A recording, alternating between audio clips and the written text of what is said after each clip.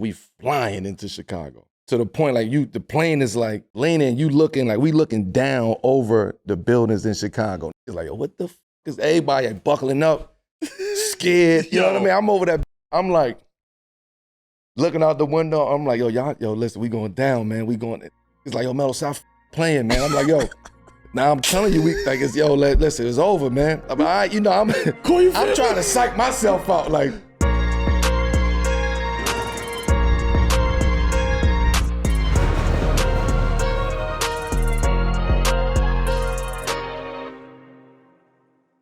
Yo, welcome back to 7 p.m. in Brooklyn. I'm Carmelo Anthony here with my co-host. That's right, it's your boy the kid Mero, the human do-rag, and this is a Wave Sports and Entertainment original presented by Prize Picks.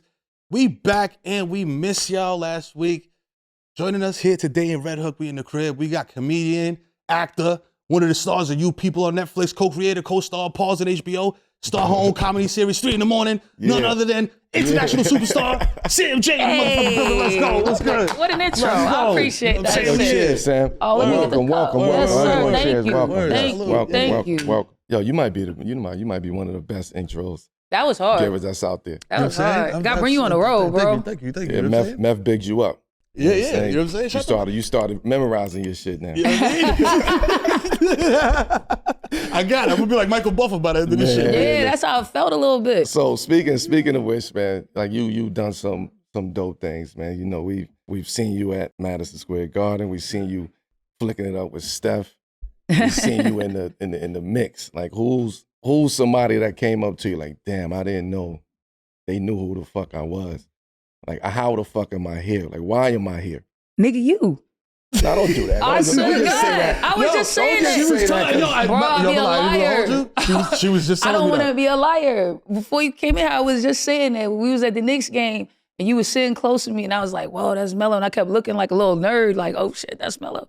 And then when I got up and I went to move out your way, like, let me let him by. And you was like, yo, what up? I'm a fan. Bro, I was geeking. I called my brother. I called my that's nephew. Respect. I appreciate that. I turned mad feminine. I don't know if you noticed, but I put my head fully in your chest. I was like, oh my God, this is crazy. Like, what's going on, bro? I swear, bro, I can't be a liar, bro. That was one of the moments. So I was like, this is crazy. Yeah. I was like, Melo definitely don't know who I am. That messed me up. I ain't gonna hold you. It'd be like she that. She felt feminine. I did. You got that. You got the hands and the chest. I was like, damn. It's nice.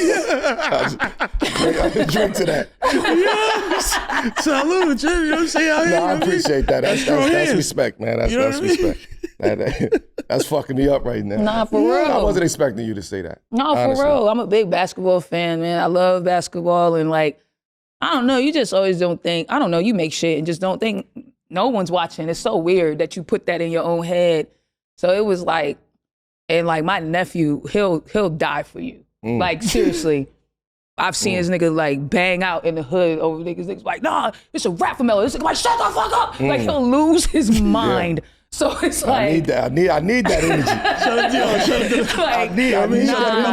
My nephew, shout out to Lil D. My nephew do not play. So shout out to Lil D. Yep. Shout out to Lil D, man. Keep holding it down. Don't do nothing. Don't get violent and all that. But, you know what I'm saying? I appreciate the love that you show me, man. Those are people that I don't even know that are fans.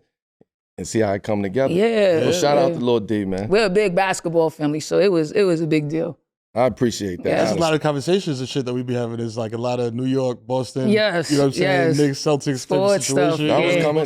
That question was coming next. Yeah. We gonna get to that. But yo, you know what's crazy? Watching you and being a fan, you know what I mean? Watching you do You People, first movie, you know what I'm saying? You was on the carpet too. Yeah. That was so nice. Can I say that? You know what I'm saying? Seeing you on the carpet that day. Because you know we you get everything. You get fucked up in here today. Yeah.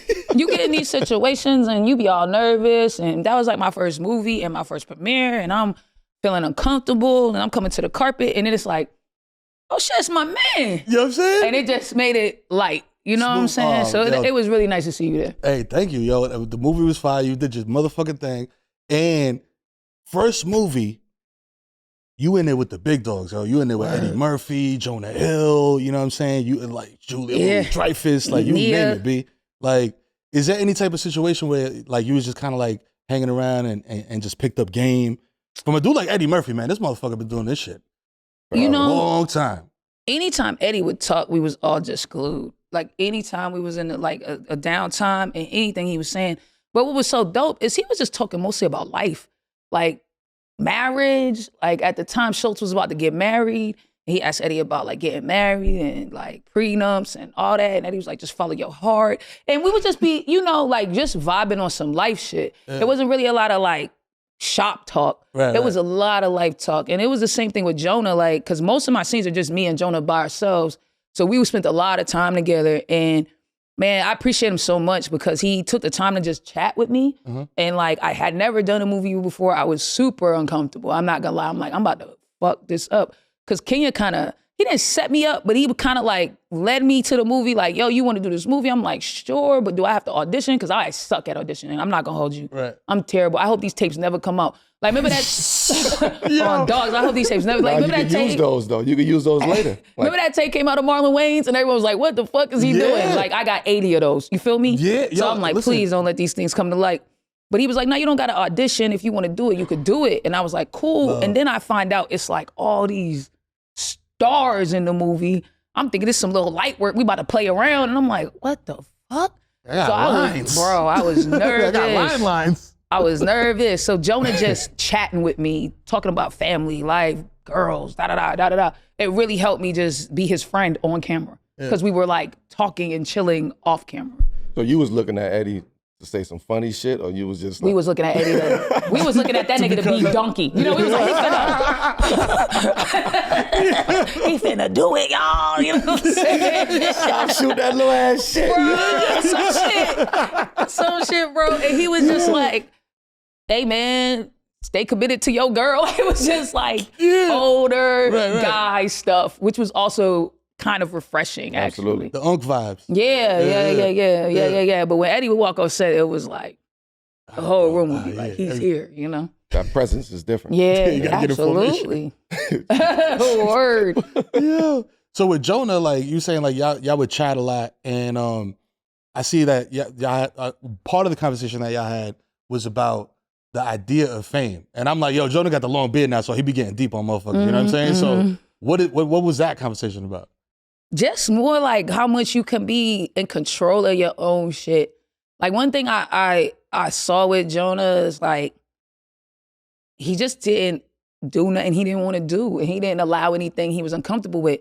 And some people could look at that shit and be like, oh, this motherfucker's difficult. Right. But it's like, as a person who has been doing this a little bit, you have to start taking, precedence over yourself. You know what I'm saying? Yeah. And I just saw someone taking onus of themselves and being like there'll be times they would maybe be trying to mic him or something, but dude's going all up his shirt and he's done it like 4 or 5 times. And Jonah would just be like, yo, you got to get this right, bro. I'm standing here. You got my clothes up. Baby, we ain't going to do this too many more times. Right. You know what I mean? And it's like, that's valid, bro. Like, I'm a human being out here too, because you get on these sets, bro, people just treat you like a piece of property, like a fucking prop that they moving around. And you like, yo, you got my whole stomach out. And I don't know if that's my most confident area. There's cameras everywhere in this bitch. You know what I'm saying? Trying to throw some mic on me, doing some crazy stuff. Like, come on, bro. I'm a person, bro. You got me on TMZ looking crazy. And you got to remind them. My stomach out. Word. I'm a person, dog. Yeah. Like, remember that. So he just taught me like it's okay to do that in a respectful way, because he was never disrespectful, but it was just like, you do, even in these spaces, got to create your own boundaries and like protect yourself. Right, because that's true. That there's like a fine line that people have where it's like, respecting boundaries, and then people being like, oh, they're an asshole. So-and-so's an asshole. You know what I mean? But it's like you said, doing it respectfully, you know what I'm saying? And sometimes when you do it respectfully, a motherfucker's still going to call you an asshole because they didn't appreciate that you did it at all. But like, that's not your problem. You know what I'm saying? How are you navigating that now? Like that new level of just, fame, recognition, being in different rooms, being on different sets now. Jonah Hill, Eddie Murphy, like those are different type of rooms and sets to be on. I just try to stay myself, really. I just try to stay myself. Is it hard? Is it? Yeah, sometimes. Yeah. Sometimes for sure. Sometimes I'm just mad uncomfortable. Sometimes I know I'm being like corny. Like one time, That's crazy. one time, for real. Self-awareness is Sometimes everything. I know I'm being corny. Like I know I'm being on some like corny little weird fan shit, but I can't hit the switch to stop it. It's just like the train's out the building. Yeah, that's and I did it like one time, bro. I was with Dave. We was touring. Dave had took me on tour with him. He was doing an arena tour. We was in Toronto. And it was the night that Ye and Drake had supposedly made up. Mm-hmm. And then we go, I mean, whatever. But we go to this party at Drake's house, and I'm a Drake fan. I ain't gonna hold you. I'm a Drake fan. I love Drake. So I'm like, whoa, we're going to like the OVO mansion. This is crazy. I'm walking through the shit. OVO mansion. I'm like, this crazy. I'm like, we in this shit, bro.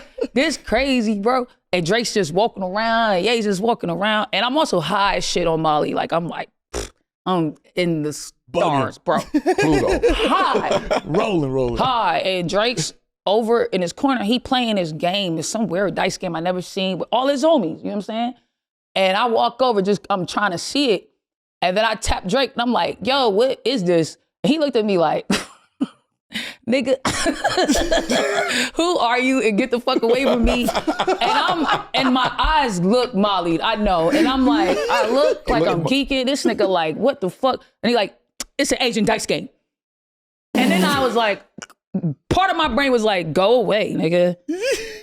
We're done with this. But the other part was like, what part of Asia? Hey, Southeast. I hope you don't remember that shit. That's all I think about. Like, wherever I meet this But nigga how you again. remember though? Cause I felt bad, nigga. How you remember on the mollies though?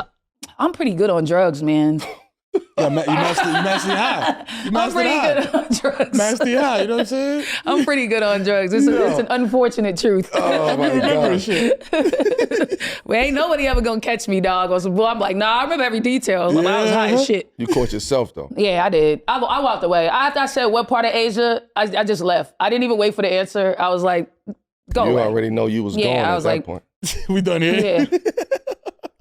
But it does happen, you know, it happens. It happens. That's why I give people grace. Because it's like, bro, Yeah. You never know. you man. never know, bro. Listen, I've Some been days you fucked just up. catch me off, bro. Sometimes I'm too high not to be a fan. Hey, I'm like, ah! you catch me at the airport, catching that 9 o'clock flight, bro. Bro, it's- I'm smacked. You never right? know, You hear me? bro. You never Niggas know. is crazy. Niggas is crazy. 7 p.m. in Brooklyn is our show title, you know what I mean? And embodies what the show is and what we curating out here, what we making, you know what I mean? It's also the first year, your first year retired, and a long part of your life. Graduation, man. I graduated. Well, yes, that's Not right. The retired. graduation. Yeah, not a retirement. Oh, yeah. The graduation. So You know you what I'm still saying? put 40 on your head, nigga? That's a fact. 40 at 40 is crazy. It's the first year of the graduation. 7 p.m. was, as a Knicks fan, I know, Showtime. 7 p.m. was like, hey, Showtime. it's time to, lights is coming on, you know what I mean? It's time to lock in, time to go be Melo, you know what I mean? right. So the moment you go in there, lock in, get buckets, you know what I'm saying? So in honor of that, we trying something new, you know what I'm saying? As hosts, we got to go first, you know what I'm saying? Looking back at our individual stories, you know what I'm saying? Tell me about a time or a specific instance that helped you lock in, you know what I mean? To your ultimate goal, you know what I mean? And become Melo. Damn. I know that's That's a 7 p.m. This is new. Yeah. It was damn. You fucked me up with that question. I like this. It was a couple moments, right? It was a high school moment where I had to figure out, am I gonna stay and be more? Or I'm gonna do something, give it a try. Right? So Mhm. it was either Oak Hill or stay and be more at the time. And I was kind of like forced out, but didn't understand why. But I was, nigga, you going to Oak Hill, get away. Can't stay here. This is danger zone. So because of that, I had to snap in like, all right, this is that moment where I got to really, really lock in. I got to embrace being at Oak Hill. I got to embrace, shit was like, I don't know how it is now, but back then, it's a boarding school, you know what I'm saying? So you just, people from all over the world, kids from all over the world is just being dropped off, parents leaving, shutting the door, kids chasing after the car, like you know what I mean? It's like we was on the yard. It sounded like Matilda school. Nah, we was on the yard. You know what I'm saying? We had a yellow line, a white line that separated the girls from the guys. So it was crazy back then. So I had to get my mind wrapped around being out there in that environment. So that was a wake up moment. Going through a bunch of shit that I was going through early on in my career, off the court shit.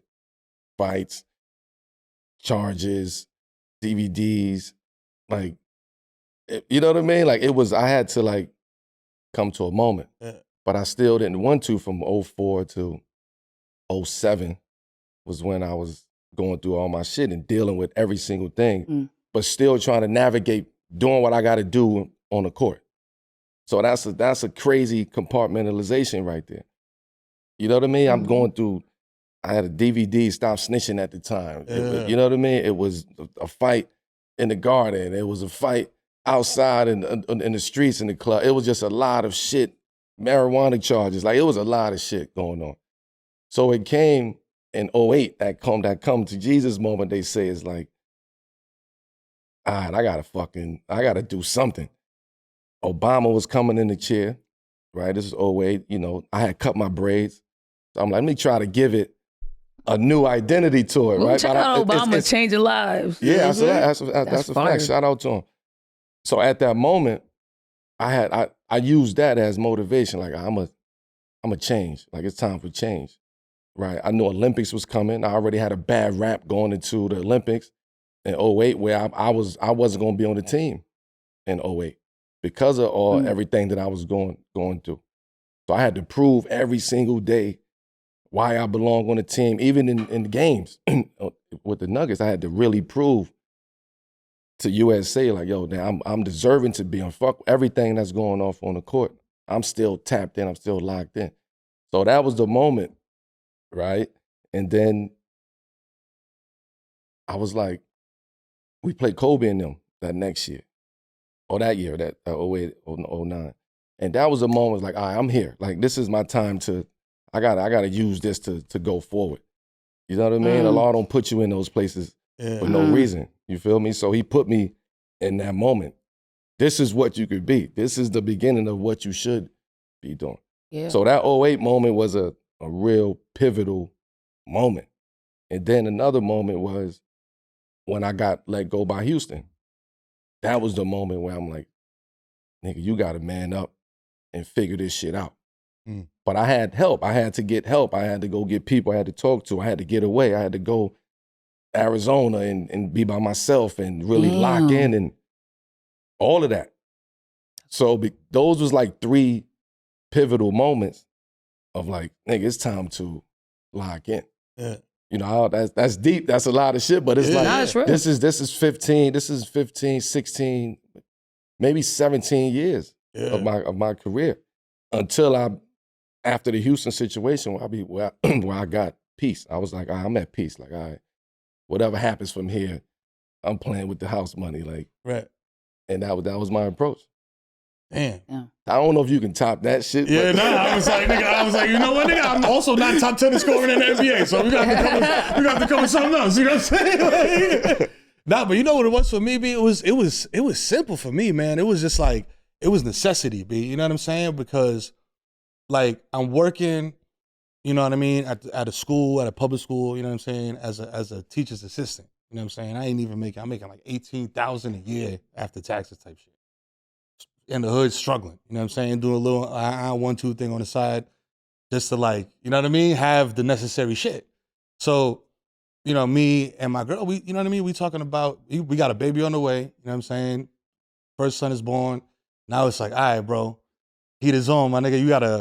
You gotta start making money for real. So it's just like, you know how it is, bro. When you growing up, it's the Oak Hill moment, bro. It's like, you're gonna go this way, you're gonna go this way.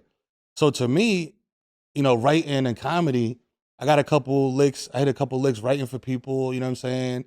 And then just like seeing that, writing up my own blog, Victory Light, shout out to everybody that read that. And then the rappers, the celebrities, all the people that was tapping in, I was like, hold on, you know what I'm saying? Like the same thing you was talking about when you were like, yo, I don't realize Like, oh, like I'm just putting this shit out there because I Right. think, you know what I mean? I'm just trying to make some cool shit that hopefully people vibe with.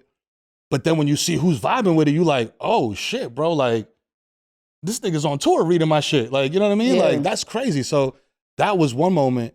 And it was one of the first people was Wale, matter of fact. Wale reached out to me. He was just like, he's like, yo, DM me. Yo, here's my math. Your shit is, your writing style is hilarious, this, that.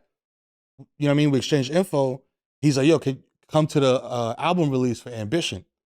Album's about to drop. So I go out there, it's at the Gansevoort. My nigga, I have never been, I'm from the Bronx, bro. You've never been outside the Bronx. I ain't never been to no, you feel Outside me? the Bronx. You know what I mean? Like, I've been outside, but it's been like real quick in and out. You know what I mean? Like, so I go up there and I'm like, bro, it's like, I'm seeing, you know what I mean? Because we grew up listening to hip hop, you know what I mean? Like, you see all these motherfuckers is like, you know what I mean? Yeah. It's like, oh shit, that's, and me, I'm like, yo, that's Uncle Murder. You know what I'm saying? Like, yo, you feel me? Like, yo, that's Fab. You know what I'm saying? That's this one, that's that one. So, and he was taking me around and just introducing me to people on some shit. And I felt like, oh, he's introducing me to these people as peers.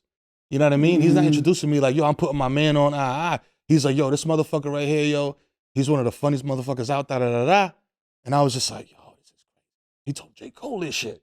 Like, you know what I mean? So that moment was when I felt like, yo, all right, bro, you can really do this shit. You know what I mean? Like, you can really, this could be what you do to provide for your family. Because I was like, that was the mission, yo, Take was it to provide. serious. Yeah, take it serious. And that's what I did. And I started MTV. I called my principal at the time, and it was like the last day before you could sign up, you know what I mean, and get all your papers in and all that. And I was like, yo, I was like, Miss Jones, I was like, yo, I love you, but I ain't coming back. She's like, what the fuck you mean you ain't coming back? That's that Harlem Nights moment. Yeah, you know what I'm saying? I was just Put your like, arm on the phone. I ain't coming home. I ain't No more, man. And she said, yo, I swear to God, I had a flip phone. She goes, yo, I know you fucking lying. I know you coming back. Stop playing with me. I said, yo, I swear to God, I got a job at MTV now. I'm over here writing, doing things, whatever.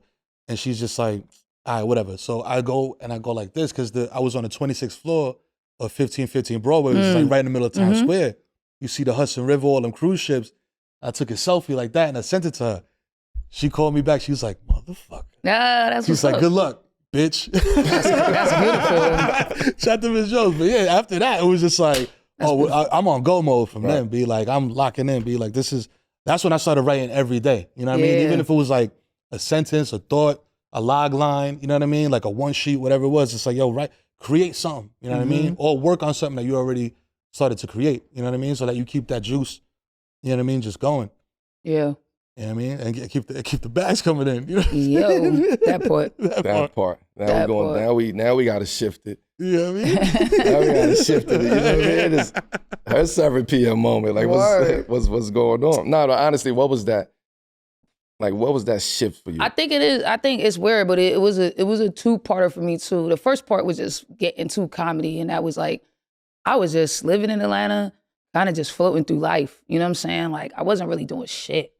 And I'm getting older, you know what I'm saying? Because I didn't really start comedy until I was like 29. So I'm getting older, and I'm like, bro, you a fucking loser. Like, I'm starting to have that conversation with myself. Like, your shit is crazy. Like, you're not doing anything. You working these bullshit jobs. Like, how do you expect to really have or amount to what you see for yourself on this path that you on type questions I'm asking myself. In the midst of that, I end up getting in a fuck up situation, lose my apartment. I'm sleeping on my homie couch. And she got a roommate, but I never see this dude. He's just never home. He's always working. One night I come in late. He come in late. It's a nigga that used to sleep on my couch. So I'm like, whoa. Wait a minute. Like, I'm getting the full, like, retrospect. Like, God damn, you are blowing it. So I go home. I'm like, I gotta go back to Boston. I gotta recalibrate everything about what I'm doing. And I really gotta figure out what I wanna do and, like, put myself out there, like, and stop being afraid.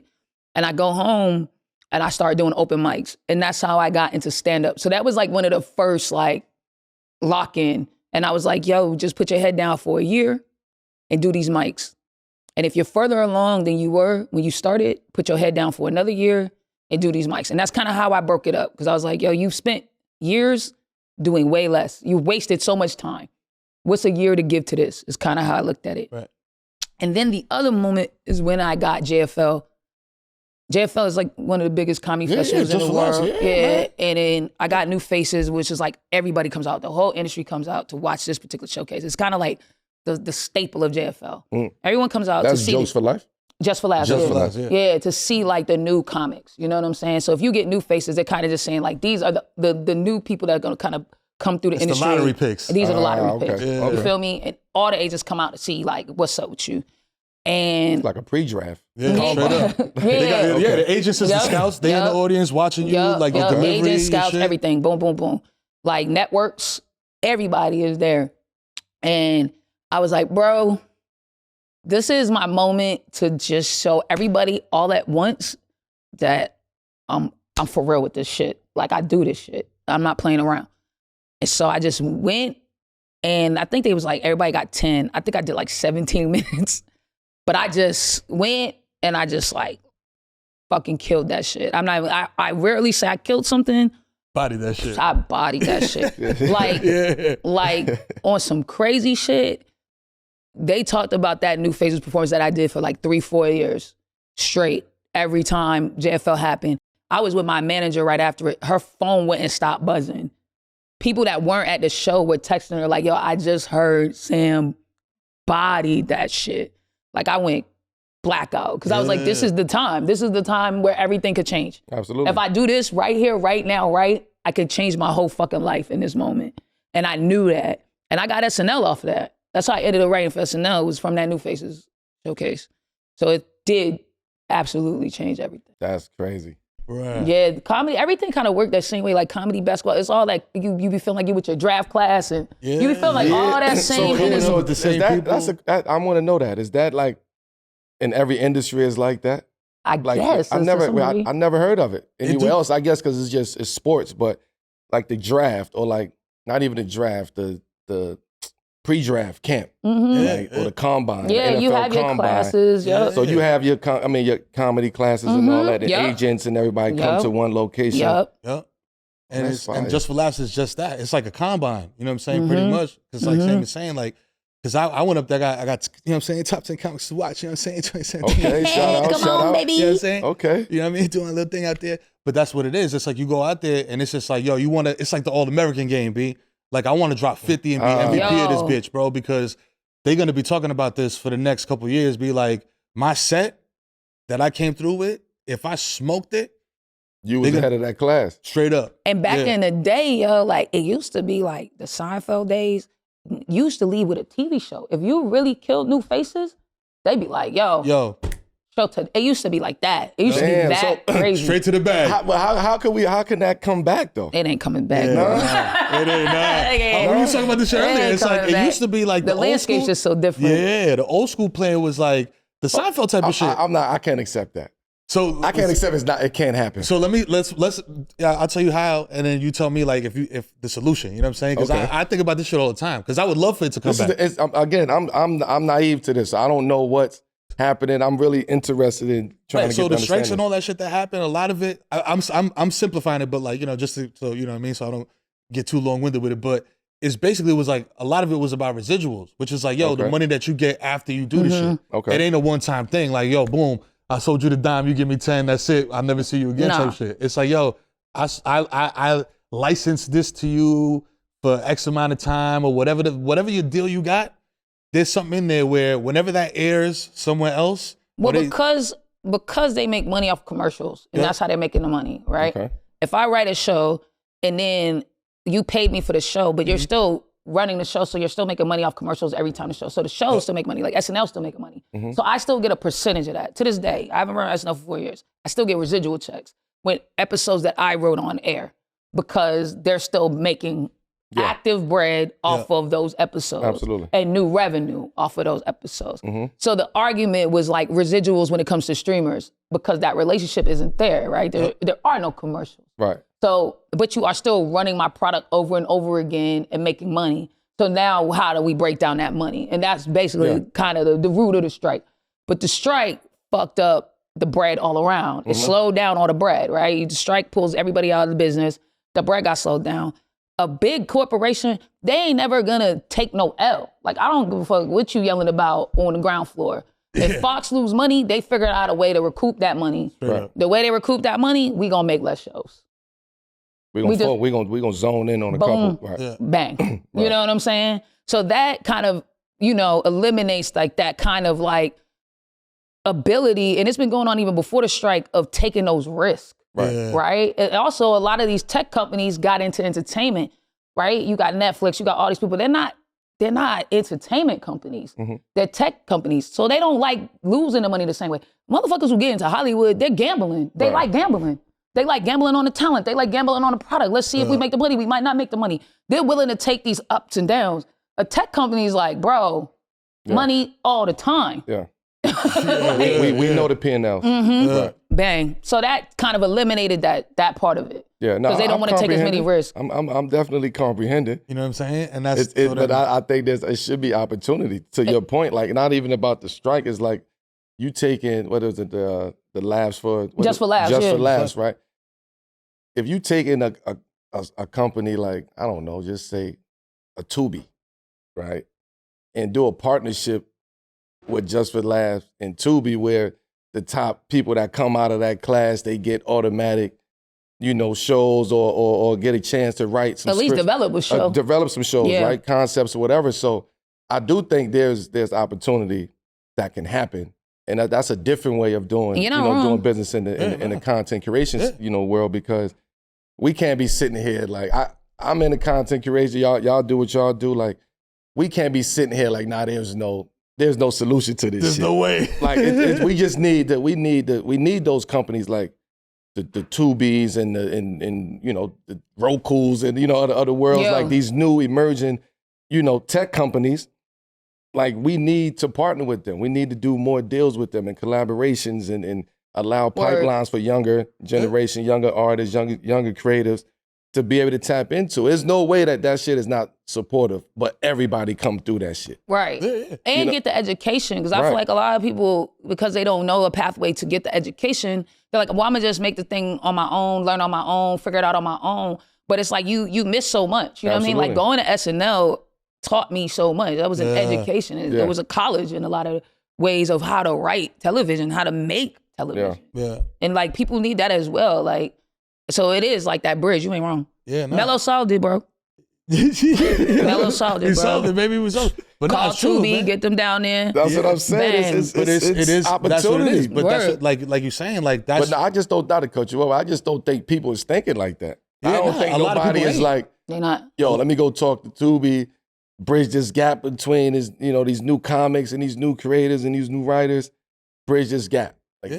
No, let me you're get right. them an opportunity. Let me give them a platform, because the big issue is, of course, is money, but also the issue is distribution. What platform is this Right. going to land at? Where is this going to live at? Right. And getting people to their And getting people, absolutely. Yes, sir. Absolutely. So, But to Sam's point, that's the shit. Like a lot of these execs, man, they not willing to take a shot on a movie that's like, okay, this is not an Avengers movie. You know what I'm saying? Like this is something that's like a new emerging artist or something like that. You know it's good from Well, a they creative also- standpoint, they but also- then they will put the money behind it. They also cut all that diversity money after the strike.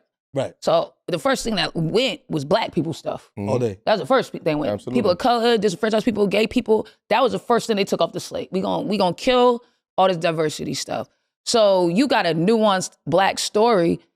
They're like, how's this gonna make us? we heard this already. We saw this already. Also, how's it gonna make us the same amount of money that Yellowstone's gonna make us? When we know the majority of the country, we have to remember we are the minority. You know what I'm saying? They're like, the majority of the country is Yellowstoning.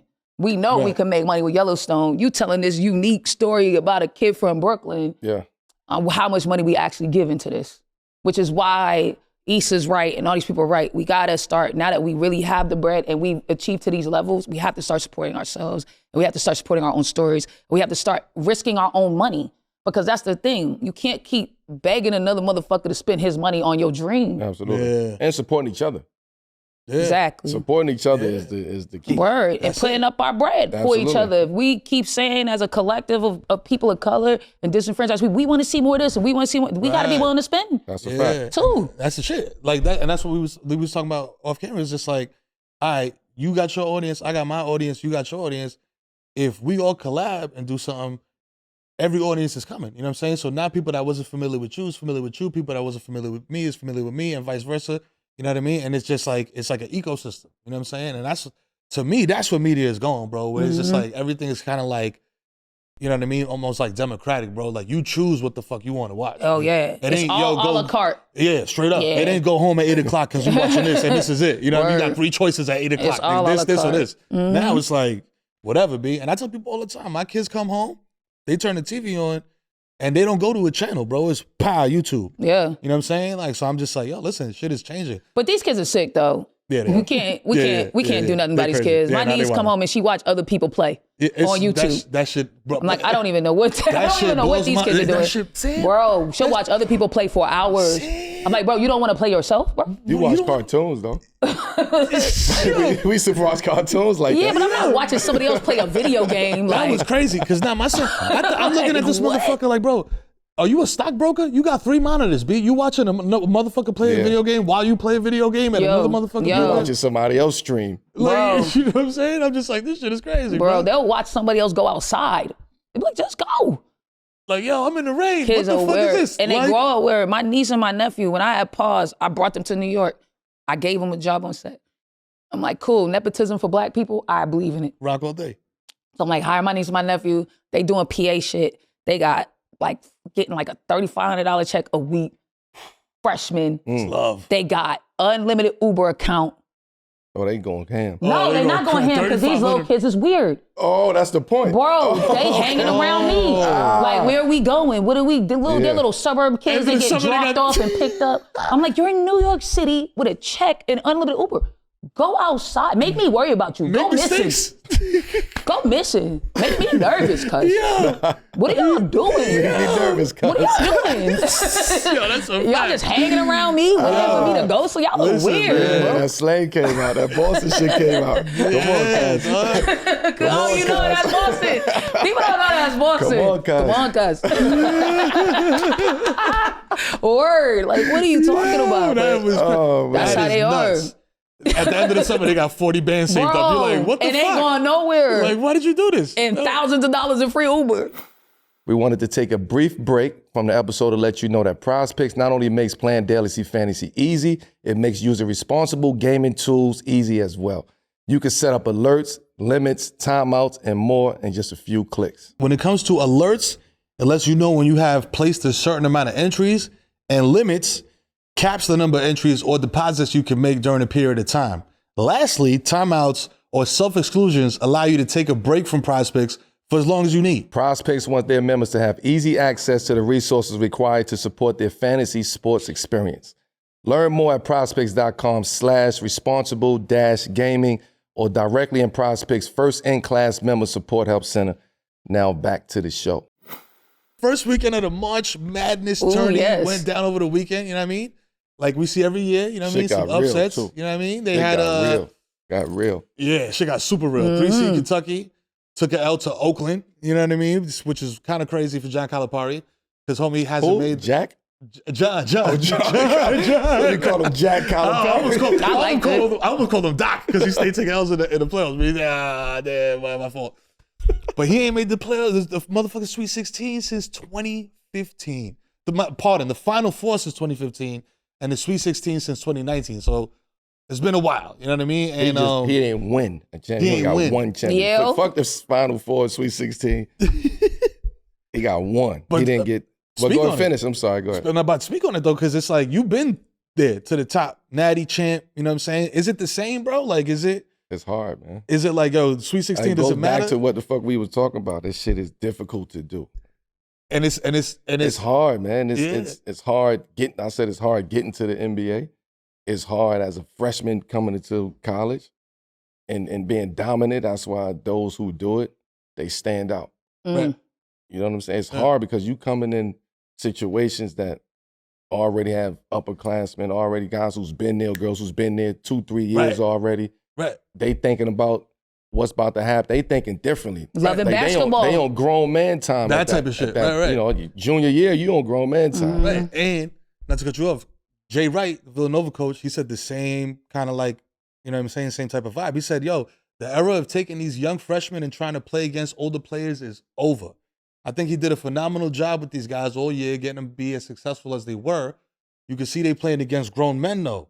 The guys in Kentucky will be far better pros than any of these guys on Oakland or any of these guys in the tournament, but they're not as good college basketball players, that's the question I got for you. Because we know a good NBA player when we see one, but what's the jump like? You know what I'm saying? Like from being, like you knew, like, yo, fam, I'm going top 3 early. I'm going number 2. Okay. Like for those guys that are making that leap that are not so sure, like what's that like? You know what I'm saying? Because it's a different. So I'm putting it in perspective. I came out of high school as the number 1 player in the country. I went to Cuse, right, with 3 other freshmen. We had like 3 sophomores, something like that. And we had like a couple upperclassmen, like seniors, juniors, and seniors. I wasn't the McDonald's All-American on campus when I stepped foot there. Like I knew I was nice. I knew I'm coming ahead and the possibility of what can happen. I didn't know we can win it because that shit is just unheard of, like freshmen coming in at that time. So when I get there, I still have to prove to the niggas that's on the team. Like I had beef with a senior on the team, my big man on the team. Because he felt. I'm gonna look that up. I'm gonna find out the name. That's a fact. Jeremy McNeil. Okay, Shout out to Jeremy McNeil. Absolutely, big perm. When I stepped on campus, I had to. He was the shot blocker, the big nigga who been there, who was holding shit down from San Antonio, Texas. So he had a different type of aura about himself. You know what I'm saying? So when I step on campus, I gotta prove myself. Still, I'm being shunned. Nah, come on, man. You can't hang with us. Like you ain't with us. Like you ain't proven. Everything is on paper. So when I see it, right. So when I get there, I'm feeling the energy. Yo, why this nigga don't fuck with me? Yo, what the fuck is wrong with it? Like, you know what? I got it. We go play. Before the season, again, you pick up. Foul the shit out me. Boom. Get up. All right, cool. Again. Foul me. Boom. Coming to the hole. Young ass nigga, man, you ain't ready for this, but like that. So now I don't know I'm being tested. I'm fresh out. You know what I'm saying? Yeah. Nigga, no, you not. Like, what the fuck you mean? Yo, you found me again, it's on and popping. Like, whatever it is, it's gonna be whatever it is. Going back and forth, nigga hit me with a screen. Boom. I'm gonna kill this nigga. Like, but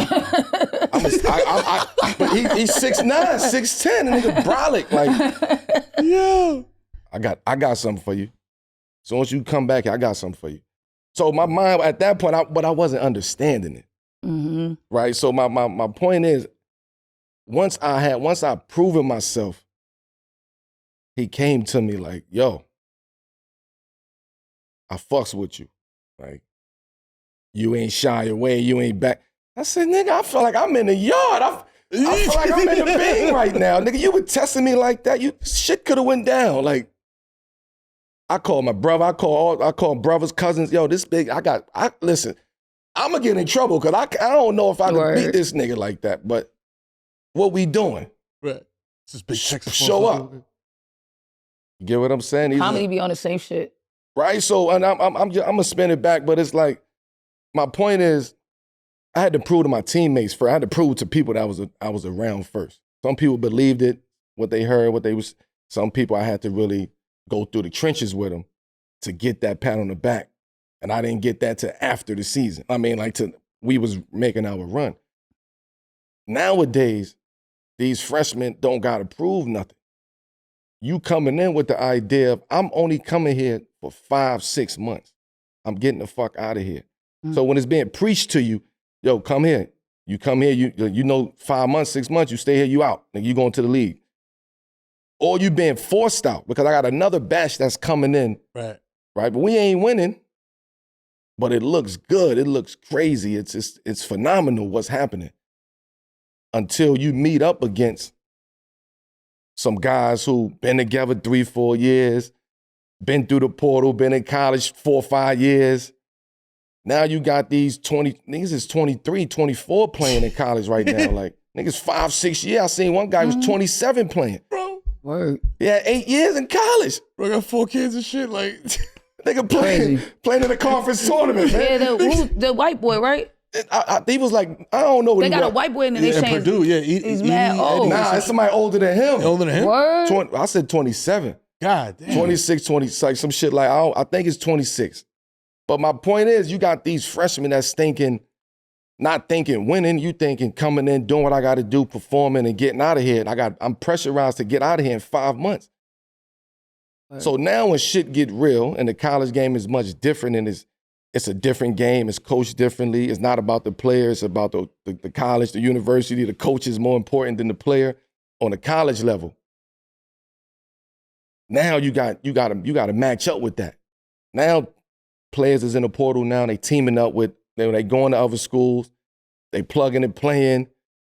You ain't ready for that. You coming straight out of state finals and EYBL and those circuits coming into playing in these big leagues.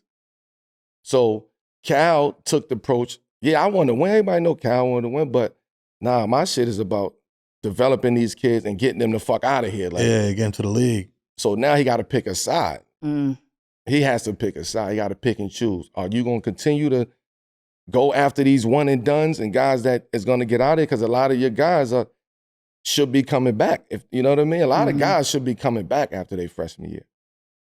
So Cal got to make a decision. These other schools is figuring this shit out. We ain't going after one and dones no more because at the end of the day, we want to win. Yeah. Right. And Cal, his thing is he's not producing championships. If you're not producing championships with that type of protocol and that type of business plan, switch it up. You got to switch it up. So the money and all that, the years and the money is all that shit is cool. And Cal is highly respected. But now it's a magnifying glass on the change and the shift of sports, what's happening in sports, right? So just the way we had to shift to Cal being one and done, all them coaches had to shift to Cal. From Coach K's, Cuse to Izzo's to everybody had to shift to Cal. So now, Cal, you're going to have to shift back because the shift is happening. You get what I'm saying? So that's my spill on what Jay Rice said. That's my my add-on to what Jay Rice said because he's completely correct. Like he's right. Them days is over. Y'all want it done. Like if you ain't that guy, yeah, you got to be one. You got to be that guy. Yeah. So because everybody is leaving after 1 year, it waters the college sport down. Nobody is that guy in college. So nobody knows who's that guy in college.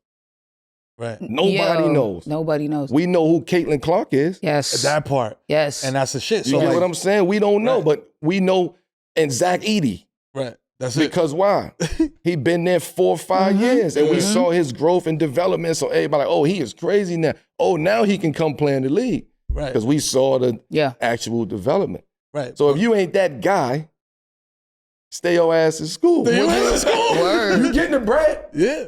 You getting the money. You getting the packages. Vanilla now, right? Yeah, the NIL, you getting the packages. Yeah. So it ain't no rush to get to that's another thing. You ain't no rush to get to the NBA no more money. Because I'm sitting in college. Oh, I can make $1 million, $2 million in college. What? That's damn near rookie salary. You know what I mean? 3, 4 million.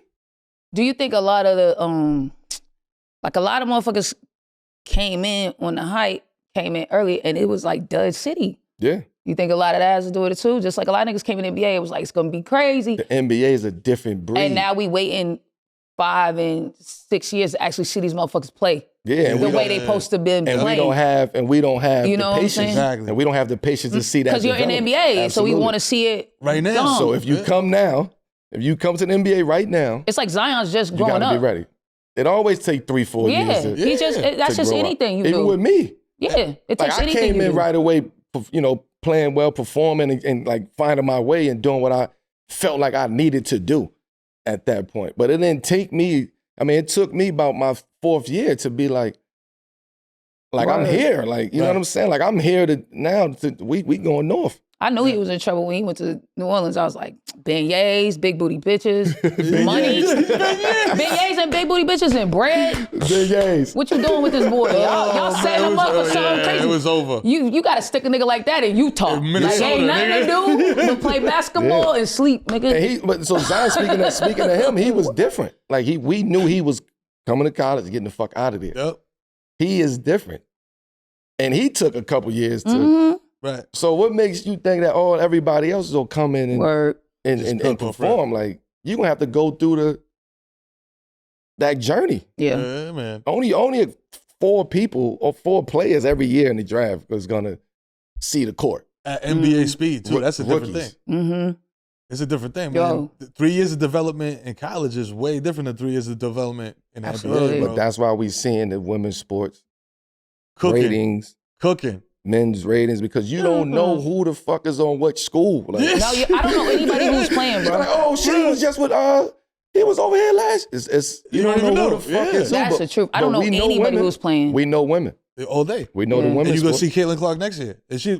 No, she in the draft. Yeah, she in the draft. And that's a different story though, because now she got to go and prove herself. That's another level. Mm-hmm. You get what I'm saying? You got people that's waiting. You got people waiting for you. And that's the shit. You don't see that in the NBA at all. Like, yo, I played 4 years of college, bro. You've been seeing me in the tournament. You've been seeing me cook. She ready. Yeah, I sold mad jerseys. You know what I mean? She ready? She ready. Yeah? Yeah, she did her 4. Like, she got the confidence.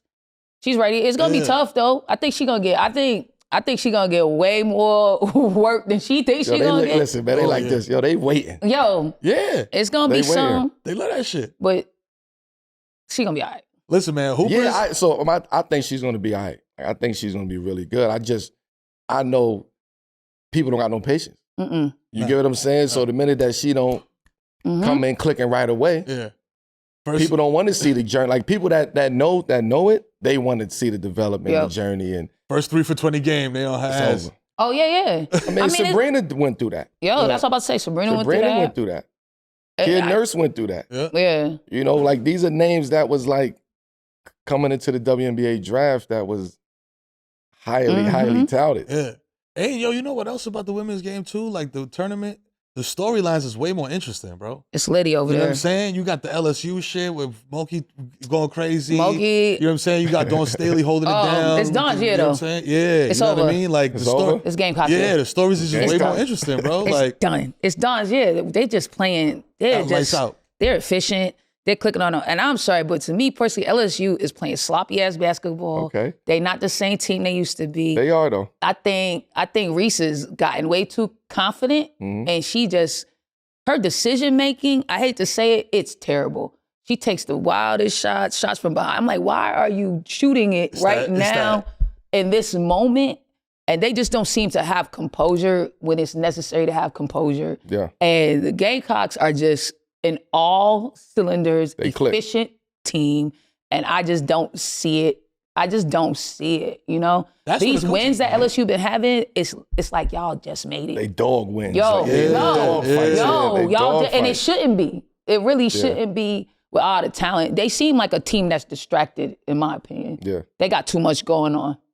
Everybody ready to go. Everybody ready to go. Everybody's popping off. The niggas is dropping songs the same day as the tournament. It's crazy, niggas is lit over there, and I'm not judging it. Be lit.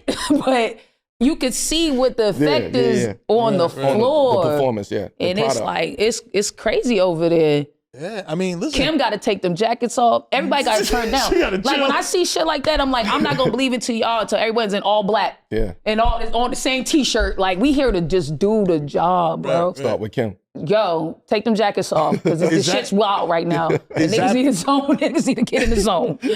But is that like the drawback now then of the popularity of the game, that it's becoming like?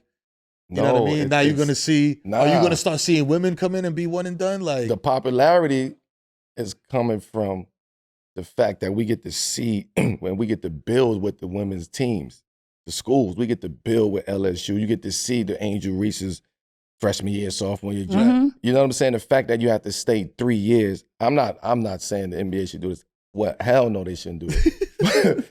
the women's game, they stay in 3 years. So you see the development of Caitlin Clark over the years. So now you get to see how special she really is. So if I'm a scout, right, I'm looking at a Caitlin Clark, just say her. I'm looking at her from a freshman year up until now, how much she developed. right? Her game, how much time she put in the gym, how much work, her IQ, how much better her ball handling, how much, you know what I mean? Just her feel for the game, how much she developed. That's what I'm looking for. And that's easier for me to scout that as opposed to seeing somebody in for 5 months, right? Who haven't even turned the next age yet. You get what I'm saying? Yeah. So I'm predicting and I'm judging, I'm assessing you off of what I see at beginning of your 18 years and the end of your 18 years. And every way, too. In every way. Yeah. Personally, emotionally. How you react to shit on the floor. Every single everything. thing, right? So now I'm judging you. And I'm saying, nah, I can't fuck with you because of what you just showed me, only showed me in this short period of time. And that's what's happening. So and that's why highlight tapes were so pivotal today. Because I got a sick highlight tape. Most scouts are looking at only a minute of tape. They looking at a minute of tape and seeing, can he dribble? Can he get to the rack? Can he shoot a three? Can he come off a pick? Right? They looking at certain things. And if you hit those marks, you consider somebody that's high on their list. So you get a chance to see the women's game a lot different because we get to grow with that shit. Right. And the women's game needs that, in my opinion, right? Absolutely. The women's game, like, because I think it's coming into its renaissance. I think it's coming into its, like, moment. You need that attachment to these players. Yeah. You want to watch them. Like, the men's game is so ahead of it that it's like, now we're ready for whatever this version is of the new men's game. But the women's game, you want to watch girls 3-4 years, see how they grow, get that attachment to them, be excited for the draft. Where is everybody going? Pop the jersey. Word. And you only get that from watching players play 4 years, watching how they perform 4 years. So it's like the women's game is primed for where it's at and like what it's doing. It's like it's their moment to really do this shit the way they're doing it. You can't compare it. Nah. That's what's happening. Like you can't compare it to the men's game. Like you just gotta let it be its own thing. Yes. Let it be its own thing and let it grow as it grow. And we see the support that we have for women's sports. And it will grow. And it's growing. Because also everything is transitional. Like I was looking at them like, you just now have the women that have been in the NBA, the WNBA, now they're coming back to coach. You have NBA players having daughters. You have, so Absolutely. everything about this game itself That's a fact. is developing. These AIU teams are like different now. You know what I'm saying? Yeah. Because the skill set is different. And there's coaches coming in that are like better. Yeah. That are teaching these women how to compete in a certain way that wasn't being implemented in the game before. Absolutely. So everything about it is developing in a different way. And it's being broadcast now.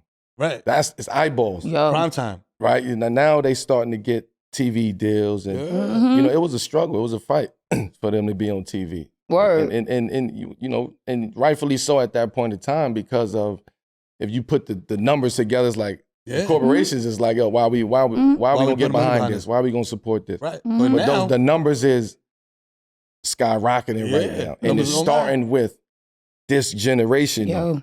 This generation, this young generation, They going crazy. They boosting women's sports. They going crazy. Yeah, because they talking about it, they tweeting about it, they streaming it. But they're also just being And themselves. they just supportive. They're being themselves Absolutely. too. It was like early on, women are coming into the league, bitches can't be gay, niggas is not even comfortable. Yeah, you are who you are. People don't even trust the sport. Everything is, you know, those women that paved the way for these women, it's like, God bless them, because they went through hell Absolutely. trying to just play a sport. They got to bring them back. Bro, for real. And now these young girls, they like, I am who I am. I'm a baller.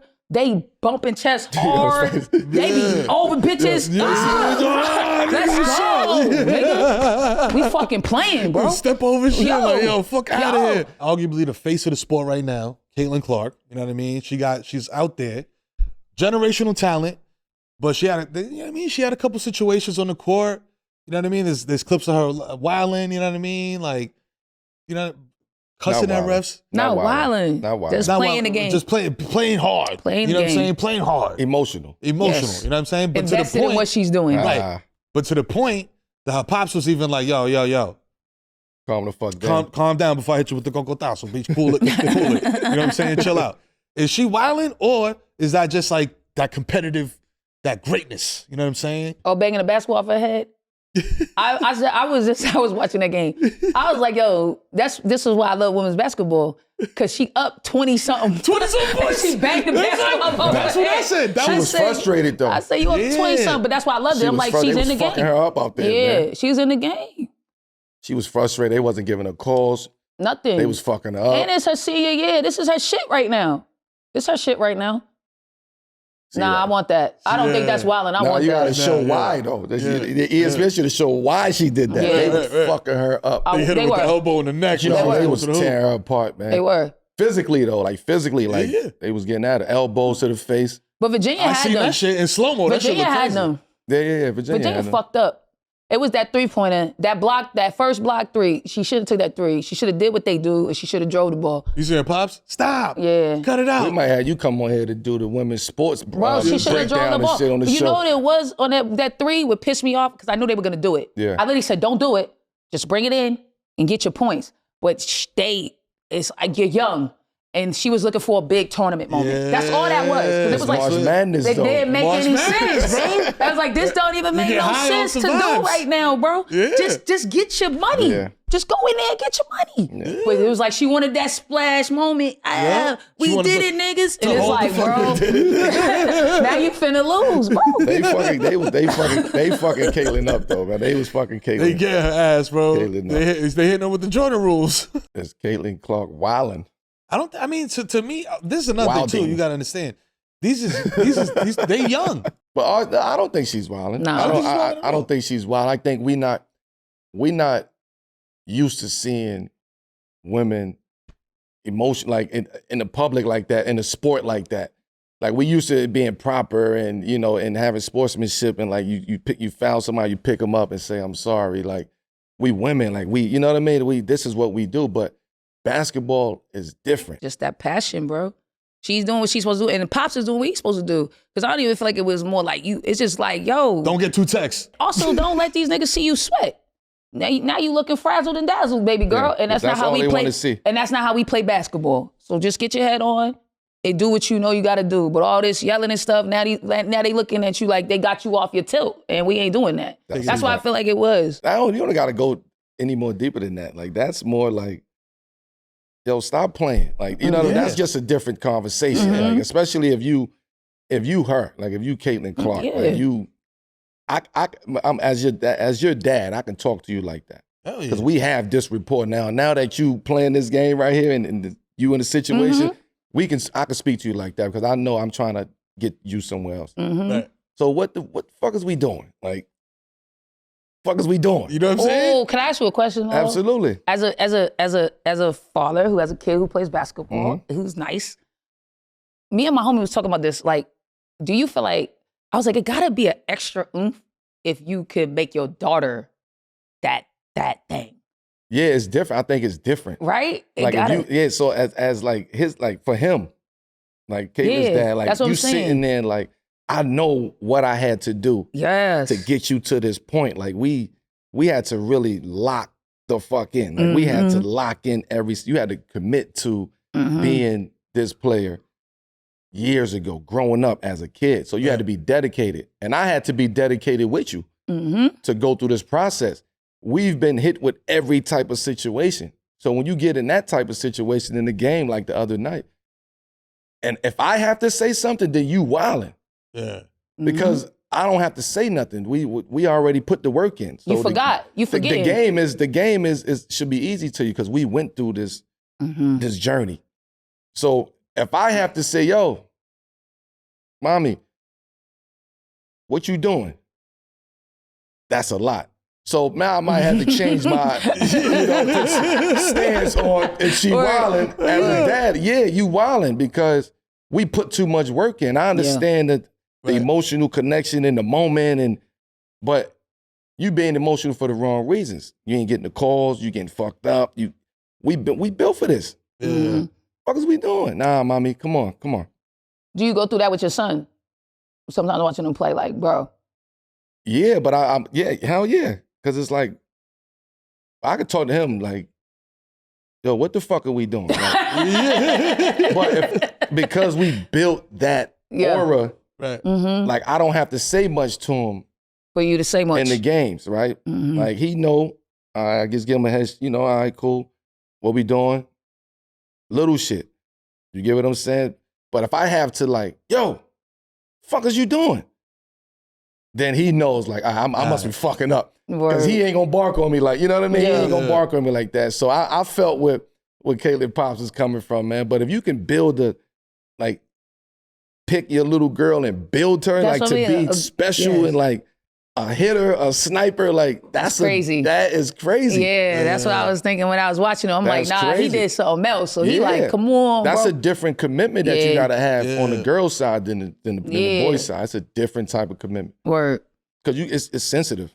Oh yeah. You know what I mean? It's you a fine gotta line. get her to shake that girl shit. I know we beating around saying it, but a little bit. No, it's you like, do it. You gotta shred get her it. to shake that and be like, yo, baby, we not girl, we ballers. You gotta shred it. Hit you in the face. If this is what we're gonna do, then this is what we're gonna do. And this is how we gotta do it. All right? So it's definitely a lot different. Like you a hooper, bro, from the age of like, and especially like, from the age of like, you know what I mean? Young. Yeah. You know what I'm saying?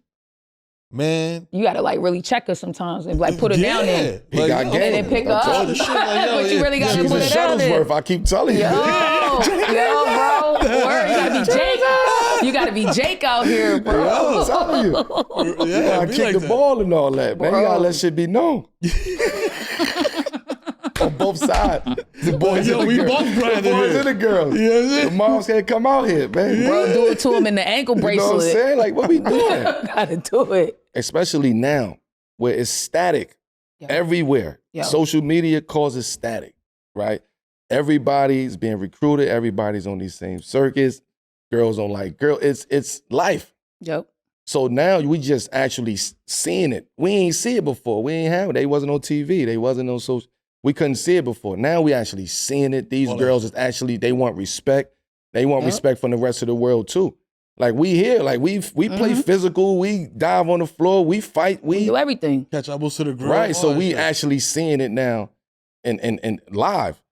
Like we see South Carolina in the fight, and not a fight, but the scuffle that happened with South Carolina and LSU. That was real. Crazy. That's crazy. That was crazy. That's real beef though. Like that's real issues. Oh, yeah. You know what I'm saying? That's real issues. And I don't like Boston. Oh wow. I'm sorry. Wow. But I'm just gonna use that. Can we do like a preview? Can we do like a setup? Yes, we will. I'm sorry. I'm trying to use it as not a shot. So I'm just saying, I actually like Boston. I'm just saying that shit is already brewing, it's building, it's we go to war. Like we really go to war when we play each other. Like I'm trying to beat you, you trying to beat me. Like this is a fucking war. So the emotional attachment to the game now is even deeper. And now women, they want to, them girls want to prove themselves. We here to stay. This ain't no bullshit. And these girls is better today. Yes. They more athletic today. They shoot better today. They dribble better today. You get what I'm saying? So the game evolved. Yep. So now what we seeing their version of what's happening in the NBA. And they weren't. It's the culture. And they weren't. I think there's a big thing that we like overlook with women's sports, especially women's basketball, is they weren't allowed to do it. Absolutely. There were so many coaches, the referees, everything was telling these women, you still have to be ladies. This is a women's sport. I don't want to see this, that. Well, they making people hide that they were gay or whatever they were to try to keep this sport feminine and this and that. No one wants to see women act that way and behave that way. So there was all this control and containment that was also happening with these women that I'm sure in the Leslie days, and they still had all that same passion in them, but they worried about really getting reprimanded or minutes getting taken away from them if they act in a certain way. And so I appreciate what I see from the women now because it's also them just claiming their femininity within this sport and saying I'm allowed to be all of these things at once. I can't wait till it's super lit. Like, I remember that one clip that kept going around where Shorty she got hit with a pick and she fell and her wig came off. Yeah. And all the women came around her and it was so many women like, this is sisterhood. But me was like, nah, that ain't basketball. I can't wait till bitches get so greasy someone step on that wig. Yo, nigga. word. Throw that bitch in the stands, nigga. Why you wearing a wig, right? We balling right now, baby. You fucked up. You should have came with the four string backs. You should have came correct. You fuck out of here. That's when I'll know we in this shit. Let's go. I'm ready for that. We playing for real now. Yeah, nah. And that's the shit. It's like, fucking stomach hurt. Nah, it's true. God, nigga, what's You ain't up? fuck out of here. They had to be kicked out, suspended. Shut up, fast break. You just Step on that way. just grab that Malaysian bungle on the fast break. Like, fuck out of here. But nah, that's the shit, man. Like, it's like, I'm not mad at this shit at all, yo. I'm not mad at it at all. Nah. You know what I mean? Because it's like, you see it in the men's game, and it's just like, yo, yeah, fuck that. You know, especially, bro, college fandom is a different type of fandom, bro. I think college needs it, though. Yeah, hell yeah. You know like, what I'm saying? especially Like, on the men's side. Like, yeah, it that's needs what it. It needs, I mean, it needs that, that rah-rahness. Like, it's too cookie cutter. Like, it's too, the rules is different. It's, why college got two halves. Like, every other sport got 4 quarters. Women's sport got 4 quarters. Like, and that's the shit. Why are we playing 2 halves, though, bro? Like, this is back in the day shit. Let's change that. Let's get the 4 quarters. But they ain't doing all of this. They ain't scrapping. They ain't doing none of this because they, like you said, like the one and done shit. Like, they thinking about the league. They ain't even thinking like. Niggas is thinking, get out of here. Yeah, I'm out of here. But they now thinking niggas is thinking portal. Right. Get me to the transfer portal. If it don't work here, I'm going to the transfer portal. I'm out of here. You know what I'm saying? I'm chasing the bag. Meanwhile, so now you don't have to chase the bag onto the NBA no more. You chase the bag through the transfer portal. That's it. Right. I'm gonna go sell jerseys at Duke or whatever the fuck. You know what I'm saying? Like, I'm gonna just get in and find some nil money somewhere. Right. Or you might leave Duke or somewhere and go somewhere else. You get what I'm saying? And go to Ole Miss. Right. Get to find and perform. Like you find you know what I mean? So now you getting out. You looking at lineups like I could cook over there. Absolutely. I could cook over there. That's ill that she said that because that's what's happening. Yep. Yo, that situation over there, I'm going over there. Crazy. They locked in. They watching the highlight shit on YouTube. Like, Niggas ain't sad. Niggas ain't sad from losing no more in college. They like, all right, cool. I'm transferring portal. I'm going over here. 2 L's. I'm out of here. That is real. That makes sense. They want me to tease it out. I'm not gonna tease it out because it's gonna sound like I'm still shooting shots. So you, you tease we getting into this Boston shit. Let's get into this Boston shit. Let's get into this shit. Let's get into this shit. The playoffs. It's cool, bro. Let's do it, bro. Let's be honest. Let's be honest. Let's do it how it really started. Okay. I feel like we started to have. First of all, I don't want to cut you off. But I have no ill will towards you. By the way, I don't think so. I just like fuck around. I do feel a way about Boston. I feel a way about Boston Celtics. You get what I'm saying? That's just from a competitive spirit. I inherited that over growing up and coming to the Knicks and being born in New York. You have no choice. Really have no choice. No choice. And to be able to be a part of those moments and those battles and those wars, and it's like fuck New York and fuck Boston. Like that's when it got real. And I understood what I was stepping into. What you really was a part of. Absolutely. Some real shit. So when I say I don't fuck with Boston, it's not that I don't fuck. It's not fuck Boston. It's just I don't fuck with Boston because I'm New York. That's it. I play with the Knicks. I battle. Y'all motherfuckers hated me over there. I got an ill shit over there. That's why I had to bring up my nephew because he's from Boston, but that's how much of a fan he is. He's like, nah, I fuck with Melo. But you're right, we didn't fuck with you. I know. We didn't fuck with you. I know. We was judging. We didn't fuck with you. I already know. You know what I'm saying? So tell me this though. Pick this side. We didn't fuck with you. Why would you? If you from Boston, I know there's no way you rooting for the Knicks or the Yankees so or the Giants. So I gotta be honest. That's what we're saying. Like we have to do this shit for real. I like it. Let's be for real. We gotta do this shit for real if we're gonna do it. For one, Boston, I was born in 82. We had to keep that in mind.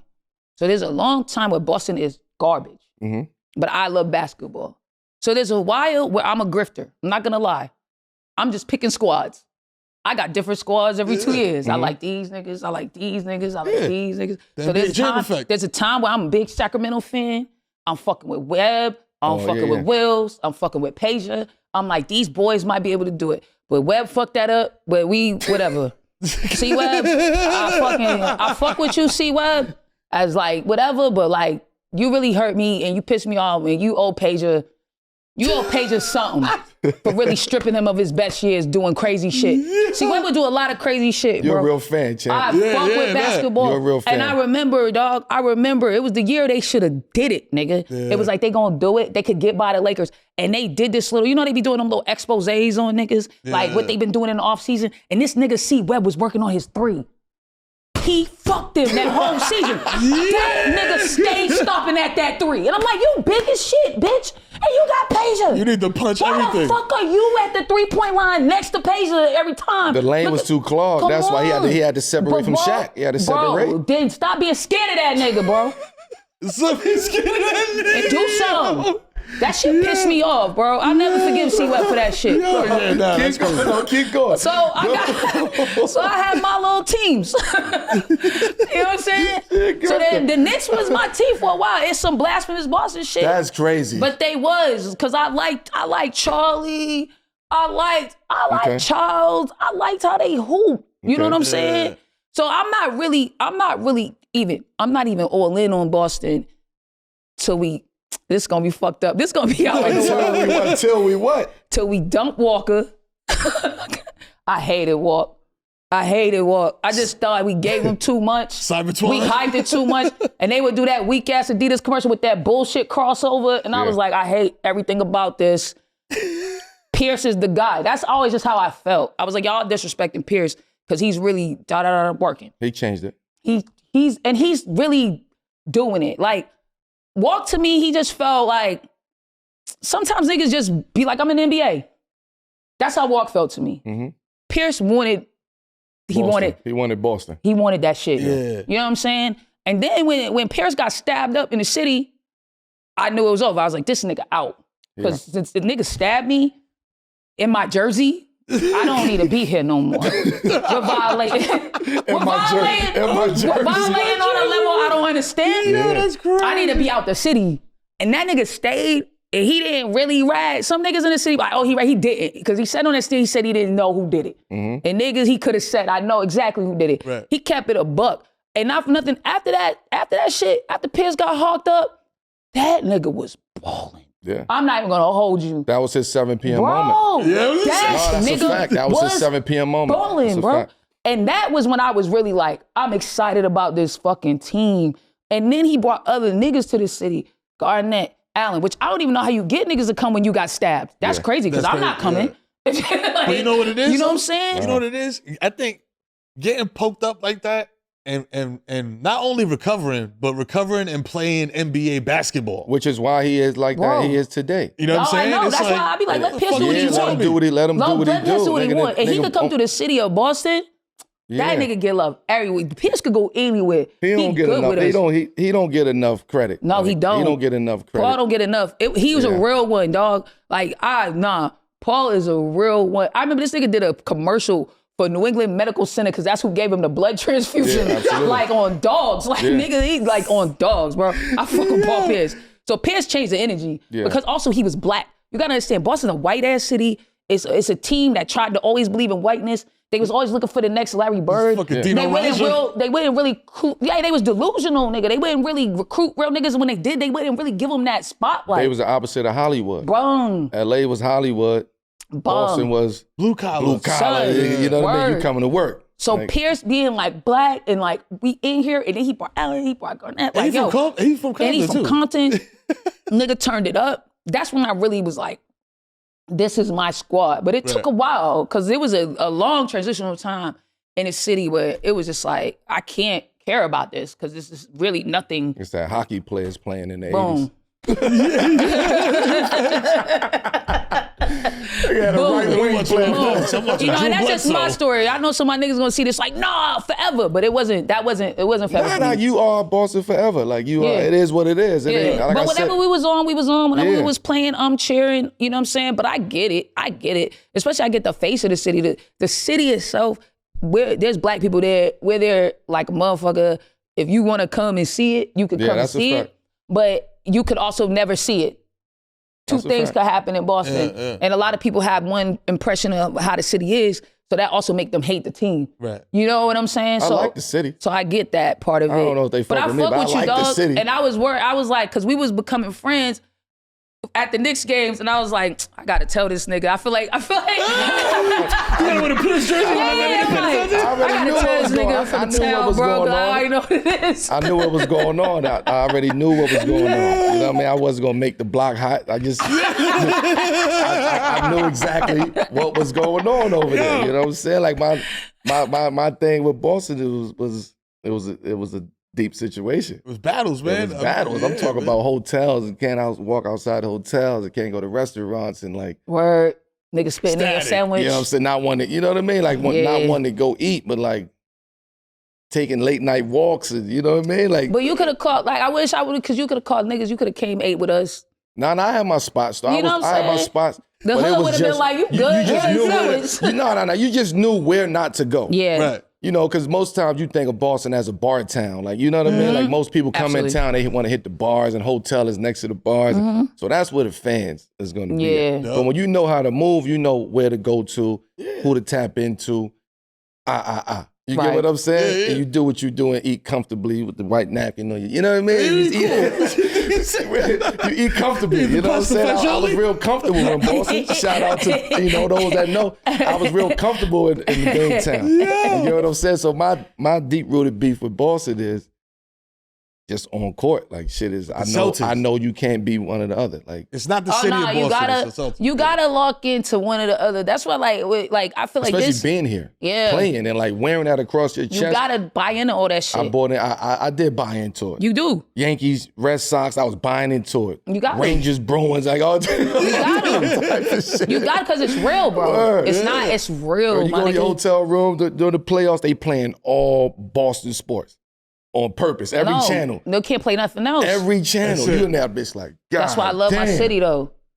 Like, I don't even watch hockey. I gotta watch these. yeah, that's why I love my city. As fucked up and toxic as it is, you come to Boston, you fucking with what we doing. And that's it. Welcome to my shit. That's the options, nigga. This is what we doing. This is what we doing. Welcome to Boston. Welcome to Boston, bro. If you don't like it, leave. You can get on that fucking boat bus right back, B. Word. The fucking Fung Wa, B. Word. Take you right down the Canal Street, nigga. And that's all it is, bro. And that's everywhere. You could go to any bar, the hood, the like everywhere. Like when I lived in Atlanta, that shit fucked me up because I'm like, y'all not real fans in Atlanta. Because like, I remember Bobby Cox's last game with the Braves. This motherfucking Bobby Cox. 120 years old, bro. The game was not on at this bar. They was watching a Panthers game. And I'm like, this would never happen in the city. Every day, black bar, white bar, Spanish bar. Yeah. That's what we watching. Like that's one thing I say about Boston. Like we fuck with our shit. Yeah. And it's like when you on our time, you on our time. When they burn your jersey, you we know mean shit that is real. shit, bro. I'm saying it from experience. When they burn your jersey, shit is very real. The bars burning your jersey. It ain't no hate. It's just they stand on what they stand on. We absolutely stand on. But we respect you if you really stand on yours too, though. Absolutely. You know what I'm saying? You really stand on yours, be like, cool.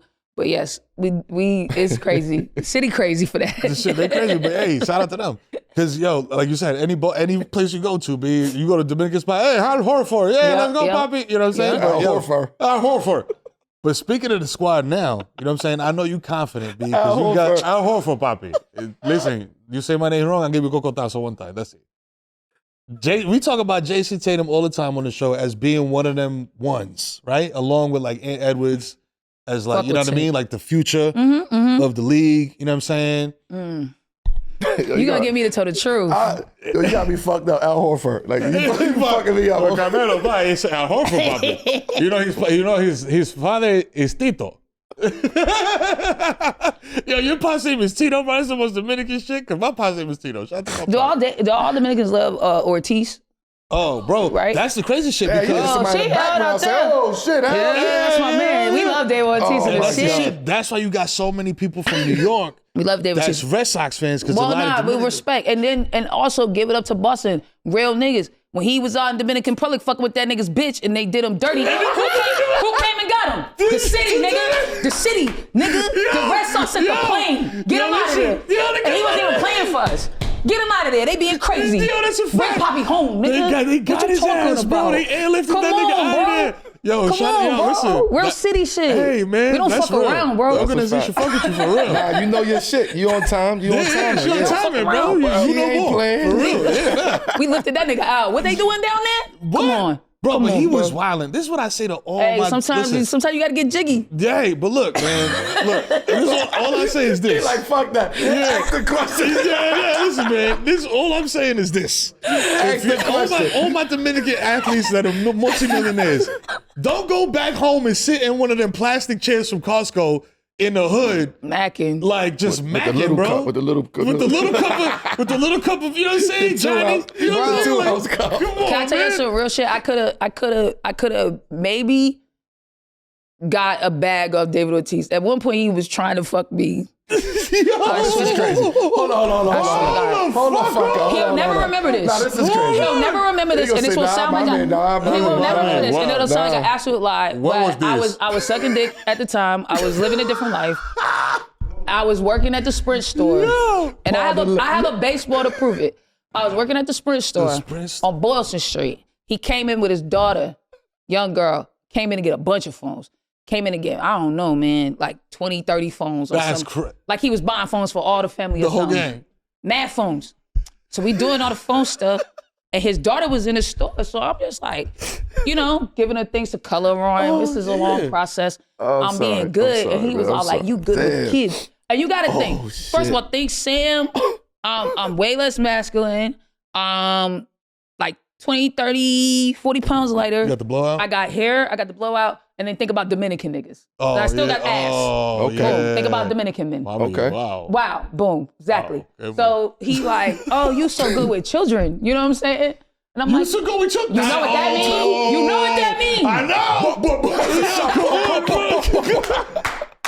I'm like, oh, You this guy. ready to tear the club up? Boom. So then he started just sitting in my face. He's like, oh, what are you doing next week?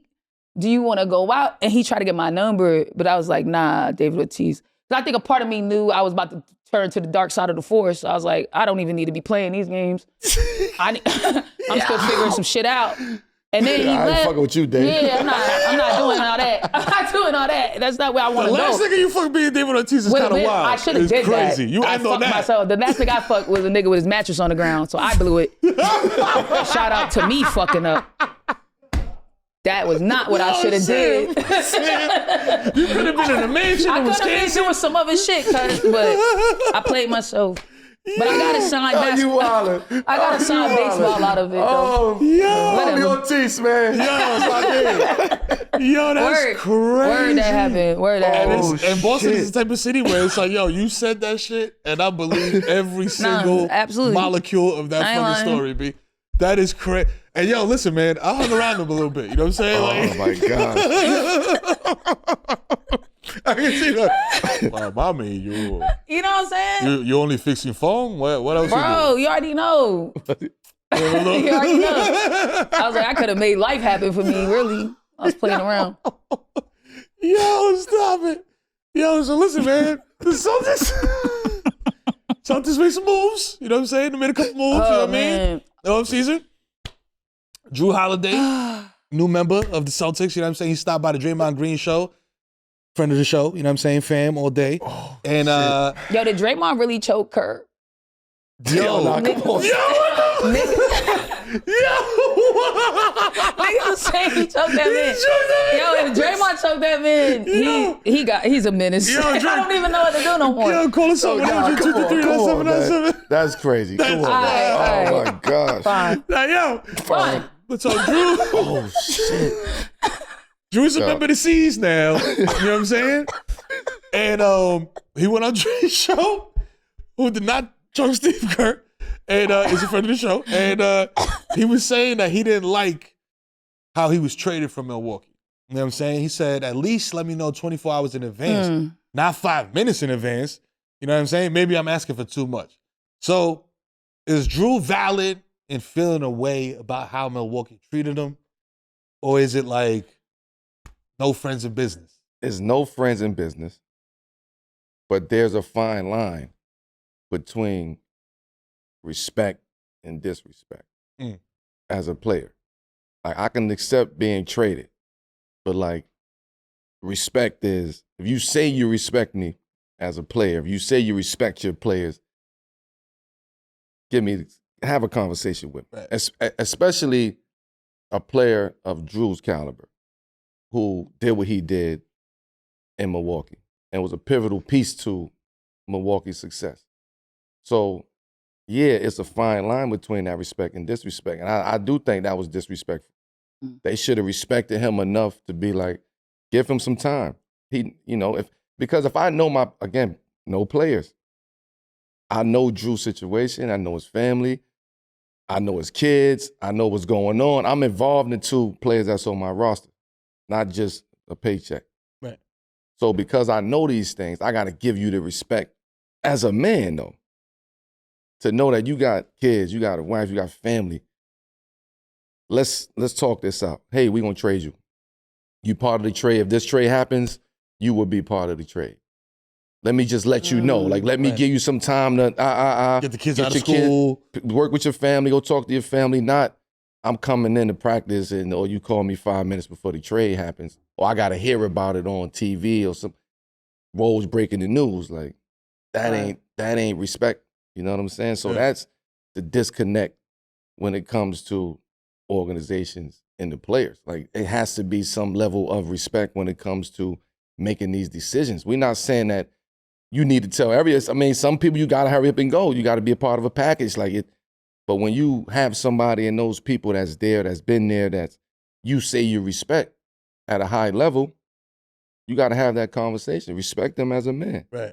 Fuck the sport. Like, I'm changing your life. Like, I got to have some type of heart and soul, like, to just, or heartless and soulless, because if I could just say, yo, you out of here and not take into consideration your family, your situation, what's going to happen next, what's going on, your kids in school, like business decisions, partnerships, like I'm not taking in account none of that shit. It's just I'm going to do what's best for this team and this organization at the moment. So yeah, I do think it should have been a conversation, not 5 minutes before, not even 24 hours. Nah. Yeah, that's crazy. I got to uproot a lot, and you know that, and you're a person with a family and all that shit too, so you know what it would take to do that.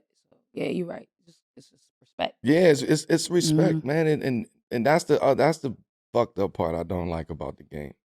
Well, about the business side of it. Yeah, it's like you say we respect our players and we got our players back, but at the end of the day, the business trumps all of that. You in a press conference like, it's like he's one of and us. It be a lot of times it be people put to go make those decisions that don't really want to make those decisions. That's so now real. it breaks the barrier between me and you. It's me and your relationship. It's I can't fuck with you no more. And I'm just a messenger. And I'm just the messenger gets shot. Yep. You know what I'm saying? The messenger gets shot in those situations. And that messes up relationships down the line.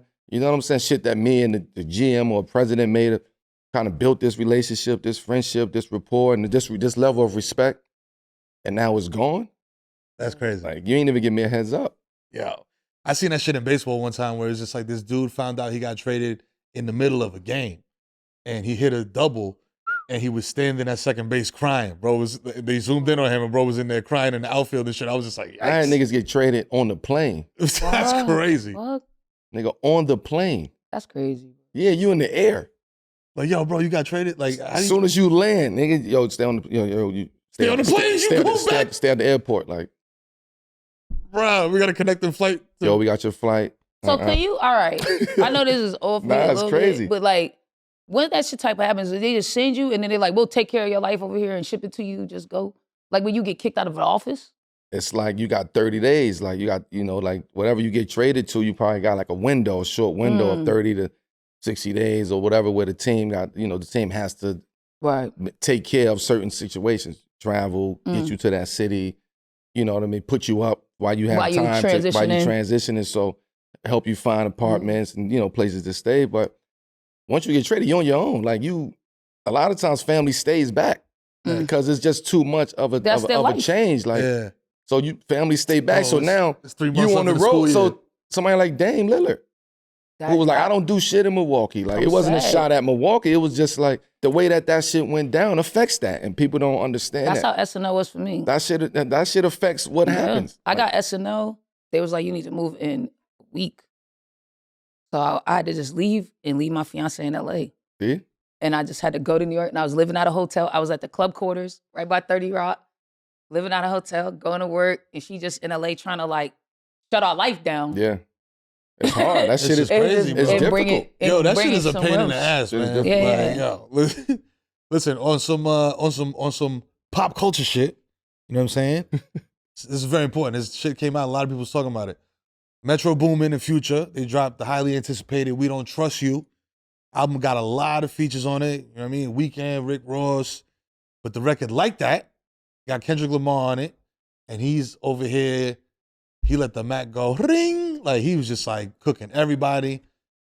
A line he says that's notable is, motherfuck the big three, nigga, it's just big me. Yes. So, so that's like a little sub at, this motherfucker's becoming king of the subs, because that's like a straight shot at the Drake and J. Cole joint, where he's just like, yo, who's First the big person three? shooter? First person shooter who's the big three? Me, Kendrick, Aubrey, and me. And he said, Muhammad Ali. Then he said he was Muhammad Ali. Don't Muhammad keep Ali. that off. Yeah. Don't keep that off. Yeah, Muhammad Ali. Yeah. And then he separated himself. He said that and then he's like, I have nothing to do with y'all niggas. I know what time it is. Mm-hmm. I'm gonna keep this, we'll keep this real competitive. Right. I ain't still shopping still. Right. And that's the shit. So, because he's done this before. You know what I mean? He did it with the Control verse with Big Sean, you know what I'm saying? He did it in that freestyle. In the They freestyle. all do it though. Like, I mean, they all shoot the shots like subs. Like, they all the subs, but it's like, I'm here for it. Like, I don't know if that was your question that you was about to ask. What was the question? Is it good for the game? And it's like, if you're here for it, yeah, it's good for the game. Because it's like, You asking me or you asking Sam? And that's the shit. Not like, but my shit is like, listen, Great you for the said, game. when you said, yo, I was born in 82, I said, oh shit, I was born in 83. We right here. You know what I'm saying? We all, you know what I'm saying? It's similar, you know what I'm saying? Right. The same age. My favorite shit back in the day on the radio was like, yo, D Block got beef with G Unit. Yes. Right? So what they do is D Block is going up to Funk Flex or the DJ Clue or whoever at 8 o'clock at night. You know what I'm saying? And they freestyling, bro. They throwing on them, you know what I mean? Like Who Shot Ya, Benjamin's, like all these like crazy beats. Word. And they just freestyling, going at each other, rapping. Yes. And that was my shit. And then you get a tape, you get a Clue tape or whatever, and it'd be a freestyle on there, and the freestyle is like straight dissing. Them Desert Storm mixtapes was crazy. Woo! You know what I'm saying? And that was, to me, that was like sport. Yes. You know what I mean? It's just like, yo, going bar for bar. You know what I mean? Like, it was like the element of like, these they from the hood, this could be dangerous. You know what I'm saying? Like, I know how Terror Squad get down. I know how. But that's the evolution of the game. That's the evolution of the game. In every industry, it's the evolution of the game. It started from battles, it started battles on the ones and twos. That was a battle in hip hop. I don't know if this is a battle though. Nah, this is no. I'm trying to get to the evolution. What I'm saying is, it's the evolution. So you dealing with students of the hip hop industry or the hip hop games, going back to the forefathers of this shit, right? So now they know, they study battles and they study how to go to war with niggas and they study when to shoot a shot and how to shoot a shot and put a sub on, put a disc on a major record, like on a hit record where it's constantly in our. You get what I'm saying? They studied all of those nuances on the art of war and how to battle. So K-Dot just probably was sitting back, seeing the landscape of what's going on. I think Kendrick just don't like that nigga, bro. But the thing is, I can see if it's just Kendrick. Yeah. It's the whole album. Right. Yeah, well. I'm saying, my thing is, I'm saying, Kendrick is a real student of the game. Oh, yeah. Drake is a real student. J. Cole is a real student of the game, right? Kendrick is coming at it from a competitive standpoint on top of, I don't care if y'all like me or not, but yes, I'm pulling coattails here. This is what I'm doing. I'm making niggas uncomfortable. Yeah. So if you really like that, it's your time right now to show me you really like that. Yes. And he put that in the song. Yes. Nigga, you here? Okay, you here. Let me see. It's not no beef. There's no war. Like, this is rap. Nigga, let's really get down to the nitty gritty of it. You got 27 hours to get back on the song. Yeah. You get what I'm saying? It's that type of battle. Like, if you like that, the nigga respond in 2 days. That's how I feel. You get what I'm saying? Like that. I feel like it's like the window is short. It's short. You ain't got 10 days. You ain't got 15 days. I don't even want to hear it now if Drake say something. I'm keeping it rack. I do. I don't. I do. I'll listen, but I'll be like, I do, because Drake is a clever nigga. Like, but you don't think it'll take away from it? Like, if it takes 3 weeks. Nah, if he got to come back tomorrow.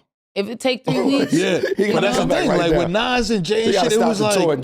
That's what I miss. That's the only thing I miss about all this shit. It's like, niggas would do that shit in the bus. Like, what that nigga say about me? Yo, fuck that. Tonight. Yeah. Turn my shit up. I'm like, I want that, that urgency. It's too strategic now. Yeah, it's like niggas it's strategy. Niggas is doing research. Niggas is trying to find all this information first. It's really They going to niggas Wikipedia. Whoa, they sending in spies. Also, everybody got their own This is a private personal school. team, right? I mean, meaning like their own fan base is their team. Like our fan bases is our own team, right? So our fan base gonna bring me shit that goes against, you know what I'm saying? Yeah. And it's like gonna keep feeding that until it comes to a point where it's like, okay, these niggas is talking out their neck. Yeah. Don't let me pull a coffin out. Like it's like that opening line may be the hardest line in a long time in the rap in the battle. Like that was crazy. But Kendrick been wanting it with Drake.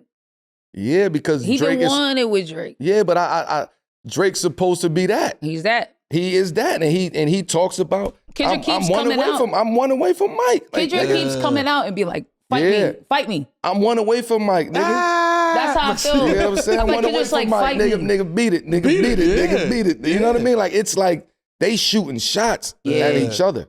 Yeah. So I like it because if it's gonna keep it competitive and keep it. This gonna fuck the industry up. How K got one line? Fuck the industry up. Got the industry in shambles right now. Straight up. Kendrick felt Niggas like is rapping like this. that day. Oh shit, like Kendrick felt like rapping that day. yeah. And Future back on his shit. Cole caught a stray. I feel like Cole caught a stray. Yeah. Nah, but Cole caught the eye. Okay, nigga, you here? Like I want to see what You part of this too. You know what I mean? Said, I think it's a different energy between. No, that's what I'm saying. I think Kendrick Cole and caught a Drake stray. and Kendrick. Yeah, he did. Cole caught her like, you want to be involved with this nigga? Then everybody you can nice, get in. Like, you nice too, man, nigga. so you can get it too. Yeah, You know what I'm saying? yeah, it was one of those. Like, all right, man.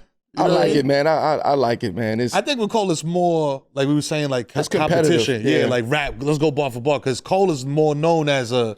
It's as more. a I think it's respect rapper. too. Like I think K. Dot really respect Cole. Cole's past. And vice versa. And I think they all respect each other's pen game. You know what I'm saying? Like, but it's just certain shit that I don't know. But I we think don't know that we don't know. Kendrick is shooting shit at Drake. That's what I'm about to say. We have to admit that K-Dot, It's he a got a different thing. energy. He got a thing. It's a different energy. He be at that man. And he's like, fight me. But he's not. You know what the crazy shit is though? He's not being messy with it though. He's keeping it like rap.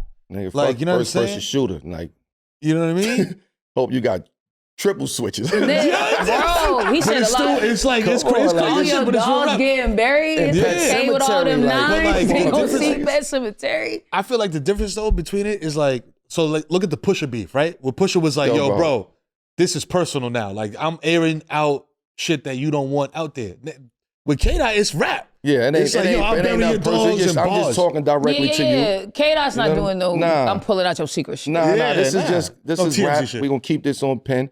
Yeah. Here's how I feel about you. That don't mean I can't like you, but this is how I feel about you. As a rapper. And until you show me and different, until you show me different, I'ma feel I'm like this. gonna keep doing Yeah, this. I'ma feel like I'm gonna this. feel like this. Yeah, You that's see what I'm fact. saying? I So feel like he would come back. Drake would come back with some shit, and if it was hard, you know what I'm saying? K-Dot would give him. I just would give him feel that, like, yo, hey, I feel like Drake's just gonna take too long. I feel like we're gonna eventually hear it somewhere on a dance hall beat, buried in something crazy. Drake always do that. Like he be talking about the hoes, and then he be like, and if all y'all niggas that said something about me, remember that I'm just Aubrey, and you be like, oh goddamn. You be like, goddamn, he slid it over here. but this ain't that. This ain't that. This is not that. Like I don't think he can have that approach. He can't.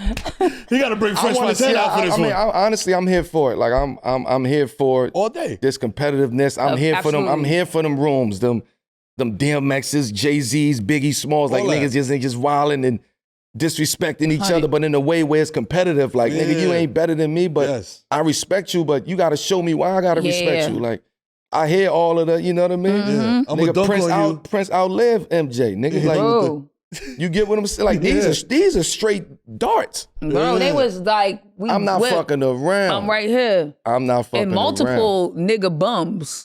that just to accent. around. Yo, you calling a bum? Like I ain't gonna lie. Like I'm here for it. I'm here for it. I'm here for the the competition of it. I think it gives hip hop like substance. Like it, you know what I mean? Like it's this is where it's supposed to be. Stories, Yeah. man. This is where it's supposed to Storyline. be. Like I'm supposed to be able to go at you, nigga. You supposed to be able to go at me. Like if I'm on court, nigga, I'm coming at you. You coming at me. Like We all Are you playing. the guy on that team? this is Bet. what it is. I'm giving you 40. Yeah, this is what it is. I respect you after the game. We gonna dap it up. We gonna do the jersey swap, nigga. Every shit do that. It's like if I come to your city and niggas tell me you the funniest nigga in your city, I want to go before you and bury you. That's what I want to do. Yeah. I want to go before you 100%. and be like, nigga, follow that. If you the nicest There's nigga no competition. I mean, there's no problems with that. Yeah, nah, that's how you supposed to think. Yo, and everything, man. Like, we talking about hoops, we talking about comedy, yo. I just feel the same motherfucking way. I'm like, yo, let me get out there first, B. Let me get out there first. You know what I'm saying? Fuck the DJ, man. Tell that nigga to turn the music don't off, even B. do that I'm gonna shit. give me the mic. I'm gonna talk my shit behind stage. Then I'm gonna come out. I'm gonna whip y'all motherfuckers into a frenzy. Then I'm gonna go into my shit. Yeah. And then after I finish my little 10 minutes, whatever it is, all right, bro, I'm gonna dap you up. All right, B. Go your thing. Go do Yeah, your go thing. do Do your your thing. thing, Good luck. fam. It's crazy. And when I'm crazy. in Boston, like when I was Boston based, niggas would come to the city. Oh, here, Sam's nice. They would try to do that shit to me. Fair enough. Now I got to go behind you, show you this my city. You can't do that to me. Yeah. That's what we're doing. Yeah. That's what it is, man. I like You see that. me walking with a stick. This ain't no Andre 3K. I love the bar. I'm a bar guy. Like I love bars. You know what I'm Bars are saying? crazy. So like, I can't wait to hear the response. As long as they keep it in that lane. You get what I'm saying? It ain't got to be. I don't think this is a situation that. I think this is completely for sport. Yes. 100%. I agree. Like this 100%. is this is the art of war of just what hip hop is, the sport. Going back to the essence. You know what I'm saying? He and where he's like, I'll crash out on this shit. Like I'll diss Melly Mel. Like that was crazy. nigga, that was crazy. That And means a lot of the ain't young nobody niggas catch missed that. it. Man, the young nigga, niggas missed it. But I'll I said crash that out, was nigga. crazy. When you That's said a that shit, shot. I was That's like, another. Diss That's Melly ill, Mel. nigga.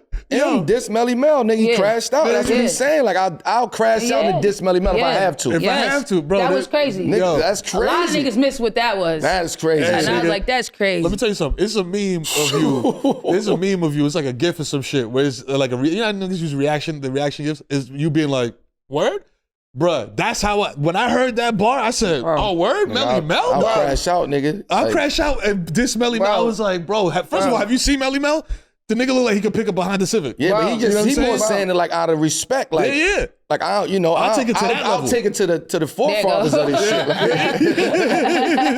What? I mean, that face. That's a nigga Melly Mel. What? yo, that's Come on, it's dog. crazy. So Like- I'm interested. I'm interested. Melo, in, how did you become a headband nigga? Yo, hold That's on. Time out. crazy. Mad This is niggas don't be headbanding. This is Nah, a two. nah. This is Some niggas be like, nah, you don't see niggas with headbands no more. Right. at all. And this is what I want to add I something on always top of had that. like ripped t-shirts. Rip the sleeve off a t-shirt, wrap it around. Oh, you was a t-shirt around the head? Yeah, I was a nigga. We was doing that. We was doing Oh, that. the napkins, the Wrap it around the paper towel. Yeah, make the, I always had some shit like it. You know what I'm saying? Yo, Jada. Yo, listen. But I That's how always you had know, like man. I always The had like Jewels. yeah, I Yo, always come had on. that shit. Like even like growing up, like even young, I always Word. I had braids all the time. You know what I'm Yeah, saying? man. So Nigga and I walk around was with a playing roll of and I Bounty. always had like napkins around, ripped t-shirt, one sleeve off, one sleeve on, wrapped it around. Yo. It was just and then the transition to headbands. Yo, I had a theory, B, when you was playing. I was just like, I know why this nigga's wearing the headbands, B, because every time he go in the lane, they foul a nigga, they hit him, and the headband go crazy. That it shit comes ain't down. mean nothing. I ain't get the call. The ref, that's what I'm saying. I'm like, the ref gotta see that. Motherfucking headband over here. I ain't get the Nigga still ain't get the Fuck call. that headband. Headband in the third row. Yo, still ain't get the whistle. Whenever I said, slugged the headband, that was me saying, fuck this headband. It don't even matter if it fall off and y'all still ain't gonna call it. Fuck this shit. I was expressing my shit. You know what I'm saying? Expressing, man. And fuck it. But I'm go ahead, man. You was about to ask something. Nah, because that was a real, man, listen, I used to be sitting there watching them games and be serious. mad as fuck because I'm like, yo, I know he's doing it because of that. And he's still not getting the calls. That's crazy. You go up, headband off your face. Like, I know I ain't do it. I'm over sturdy. here. This motherfucker sturdy right here. Something happened to Something me, happened. bro. Like, you can't. Tell me my bad is something. It's just something, you know what I'm saying? Like, yo, my my bad. fault. Damn, dog. Listen, we trying to learn new things. You know what I'm saying? We took a week off. We had to take a week off. We apologize. You know what I'm saying? It was tough. You know what I'm saying? We miss y'all too. But we did take time to think about, you know what I mean, some new ways to include the 7 p.m. family in every episode. You know what I mean? So we're going to introduce an idea segment called Streets is Sayin. Uh-oh. You know what I mean? Or Streets is Asking. Okay. You know what I mean? Your comments from previous episodes or questions for future episodes can be featured right here each week on 7 p.m. in Brooklyn. You might pop out. You know what I mean? Because we hear y'all, even when y'all be cussing us out for being late Or you know what I'm saying? Yo, Mero, stop laughing, man. Shut the fuck up. Yo, you let this nigga laugh at everything. I hate your fucking laugh. You know what I'm saying? Hate your fucking, relax. I'm here. We locked in. So the first joint is from Crown BGK, who asks, Melo, what felt better, cooking the Heat or cooking the Celtics back in the day? I think I know. Back in the day, nigga, you act like this shit was 40 years ago. Motherfucker, that was weeks ago. Shit was in 2010s, man. What you? I'm sorry. I ain't even picked yet. I ain't even I'm just saying, bro. Let me Go see. ahead, Okay, bro. the Heat. She tucked her hat. The Heat. Let me see. Oh man, the Heat was special because that was like 50 with like all jump shots, and that was a wild night. Like long night, dinner, Miami. I was mad that Braun and them ain't play. They sat out. They sat out that game. So I'm like, damn, y'all gonna do that to me? I'm coming out here. I feel like K-Dot. I'm coming out here to see that, you know what I mean? Like, let's play. Niggas sitting, I'm sick. Every jump I made, I'm looking over there like, Motherfuckers in street clothes. they like this. They over there like, they laughing. They like, oh, every shot I hit, oh. Yo, nigga, I wanted y'all to be out here. But nah, so the Miami, that Miami game, the Miami games are always special, but Boston just did something different. Like, the Miami games that was New York Knicks fans in Miami. Yeah. So it was like heavy Knicks in Miami. So it didn't feel like a road game. That was just like a fun games to go play against Miami. We knew we had the crowd. We knew we had the fans down there. Boston ain't had no fans. Wasn't no New York Knicks fans. Like, what? So it was getting jumped outside. The aura of what was surrounding just New York versus Boston, from the time that you land, you feel it. Hotels, you feel it. Going to practice, you feel it. Media makes you feel it. You know what I'm saying? It's like, oh, the better garden. Like, it's like, we don't fuck with you.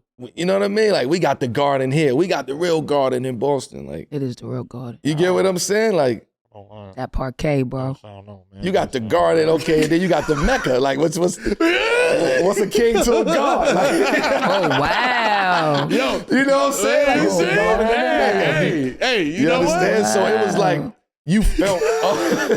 Hey, look, it's Madison Square Garden. All right, bro. Whatever, bro. It's TD Garden. All right, bro. It's 2-on-1. It's 2-on-1 right now, bro. You right. It's fine, bro. Y'all got it, bro. It might be motherfucking. That was like Boston playing in Boston. Nah. Don't do that. Don't put the TD on it. Capital Don't One put the Garden. TD on it. The Petco Garden? Drop the TD, bro. No, they dropped it. They dropped the TD check.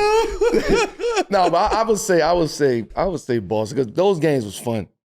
Like, they was fun because I knew I was like going up against like not only the players that was on the team, but like also the energy that surrounds. You're beating the city. You got to beat the city. Like, you know what I'm saying? So I actually felt winning in Boston, like winning a game in Boston as a New York Knick is like some of the best shit you ever feel. Like, that's like different. So, and having it and us beating them that year, like I suffered to Boston. I mean to Boston. Like, y'all was busting our ass. Like, y'all was fucking us up. Y'all was fucking us up. So the fact that I was able to be a part of like bringing this different type of energy to Boston and bringing that energy back, because Boston ain't respect New York. Paul Pierce and them niggas ain't respect the Knicks. This nigga Paul Pierce coming in the garden talking about, man, fuck the Knicks. Like, shooting from the logo and shit. Yeah, I don't mind respect. He's talking this type of shit. Like, oh my gosh, no. Yo, now we gotta shift the energy some type of way. And you from New York? And I'm here. Yes, sir. Yo, come on, hell no. Nah, we gotta hit over here now. I might be going up against 4 of y'all, but I'm shooting. Yeah, fuck that. I'm shooting. Like, I'm no clips, no bullets in my clip against y'all, niggas. Like, so I would say like my energy has always like shifted towards Boston, like where I had to think differently, because I was not only playing against the players, I wasn't only playing against Doc Rivers, I was playing against fucking the city of Boston. Why do you think it takes new niggas so long to buy into that? Because to me, it just took the Celtics this year to start respecting that type of shit. Like last year, I would go to the Knicks games, we fucking lose to the Knicks. I'm like, nigga, it's right before the playoffs. We don't lose to these Niggas niggas is too cool. in New York. Too cool. Niggas is too like we cool. don't lose to these niggas in New York right before. Like, Niggas is do you too know cool. who we're playing? It's the Knicks, bro. Yeah. Like we don't fuck around in certain teams. Yeah. And now it feels like they finally are locked into like the history, the legacy. Like stop playing you know games. What? You know my why? nigga. You know why I would No say. more daps. Yeah. Stop. You know what I would say? Like I would say, it's not preached no more. Like the history of the teams and the organizations and the players that came before, and like they don't bring them back. Like there's no connectivity to them. So now we gotta hold our own barrier. Like we gotta hold our own torch. So now it's no respect for the niggas that came before them. It's like them niggas coming to the gym. Oh, that nigga, you get what I'm saying? So it's no respect. The Knicks. Oh, I would say that. This is one thing I would say about like playing with the Knicks and playing with the Lakers. Right. It was always they teach tradition. They preach tradition. Old players, like sometimes we get tired of seeing Dave the Busher, like, but not in a disrespectful way. It was just like you talk about this guy all the time, day long. So we gotta support this nigga, like you know what I mean. So that was the difference. Now there's no in the Lakers. It's all about history. It's all about tradition. Yeah. It's all about what happens, winning culture, people that came before, players. They come back.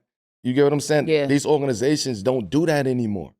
It just don't do it. So there's no connectivity to what happened in the past because you talking a new game, new energy, you know what I mean?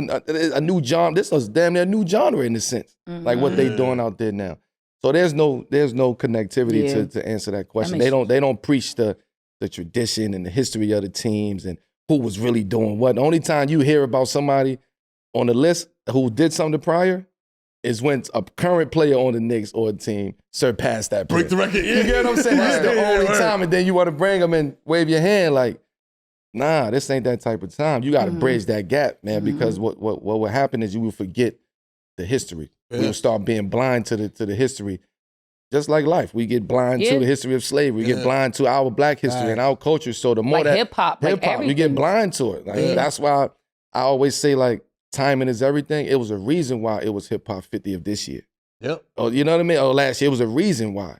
Timing is everything. It was time for us to bring back those guys and those girls who was rapping, who started this shit, and give them those flowers. Yes, and I just think teams get away from that. Yeah, man. Yeah, no, it's crazy, B. That's bugged out because it's like growing up, when you as a fan, like I know, you know what I'm saying? Like that energy. Yo, it's different. Like you saying, like Heat is one thing, but like the New York, Boston shit, like on every level. You were saying before, like Bruins, Rangers. It should be real though. You know what I'm saying? New York, like, Boston, anything. It should be real though. It could be a fucking potato sack race. Chinese New York, food, Boston. nigga. My Chinese food versus your Chinese food. Nah, fuck out of here. Fuck is a crab rangoon, about nigga. everything, my Y'all nigga. put cream cheese in the shit, nigga. Fuck out of here. Word. Word. Nah, the egg rolls over here, man. Way crazier. You crazy. Anything. Yo, speaking of Chinese food, man, this is for everybody. What was your go-to meal when y'all was in the trenches? Ooh. When it was like, you know what I mean? Like, yo, I got about $2. About to stretch this shit out. I'm such a little city rat, nigga. Pizza. Right? 2 slices. I was about to say. 2 slices, a 50-cent Big Burst, nigga, a bag of chips. Leave me alone. Goal accomplished. Shot, there's still no pickles for that question, B, but for Melo, hit me with it. I know, come on, you was hooping, bro. You was an athlete. I know it wasn't. Oh, man. Either your metabolism was crazy and you was eating Little Debbie's, or you was trying to do. Nah, it was either 5 wings and fries, salt, pepper, ketchup, hot sauce on everything. Fried hard. You know what I'm saying? Like extra crispy. Yeah. You know what I'm saying? The twisters, you know, you had the twister juices and all that. You shake the twister up and see the tornado in there. They used to tell us a tornado going on in there, the twister. You know what I'm saying? So Which twister though? Which color? nah, it was the red one. It was the Red. I think it was the cran apple or some cran grape or some shit. I like the orangey one. The twisters was great. Yeah, they just went. Woo. So it was that, you know, go to oodles and noodles, a cup of noodles and shit, oodles and noodles, Hot Pockets from the store. Quarter juices and all that. Oh yeah.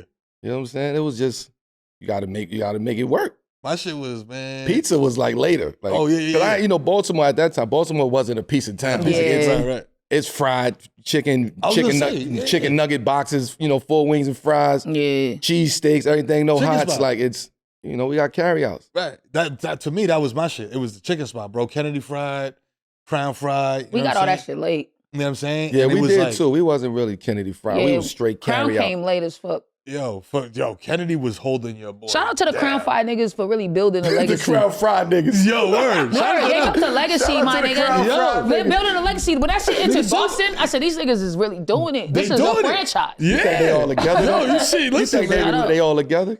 I think it's a Crown Fried. Like, Crown and Kennedy? Bro, you seen the Obama? They got an Obama. They start. I think it might be like the donut shops in LA. Like, at the end of the day, it's all into one god. That's what I'm saying.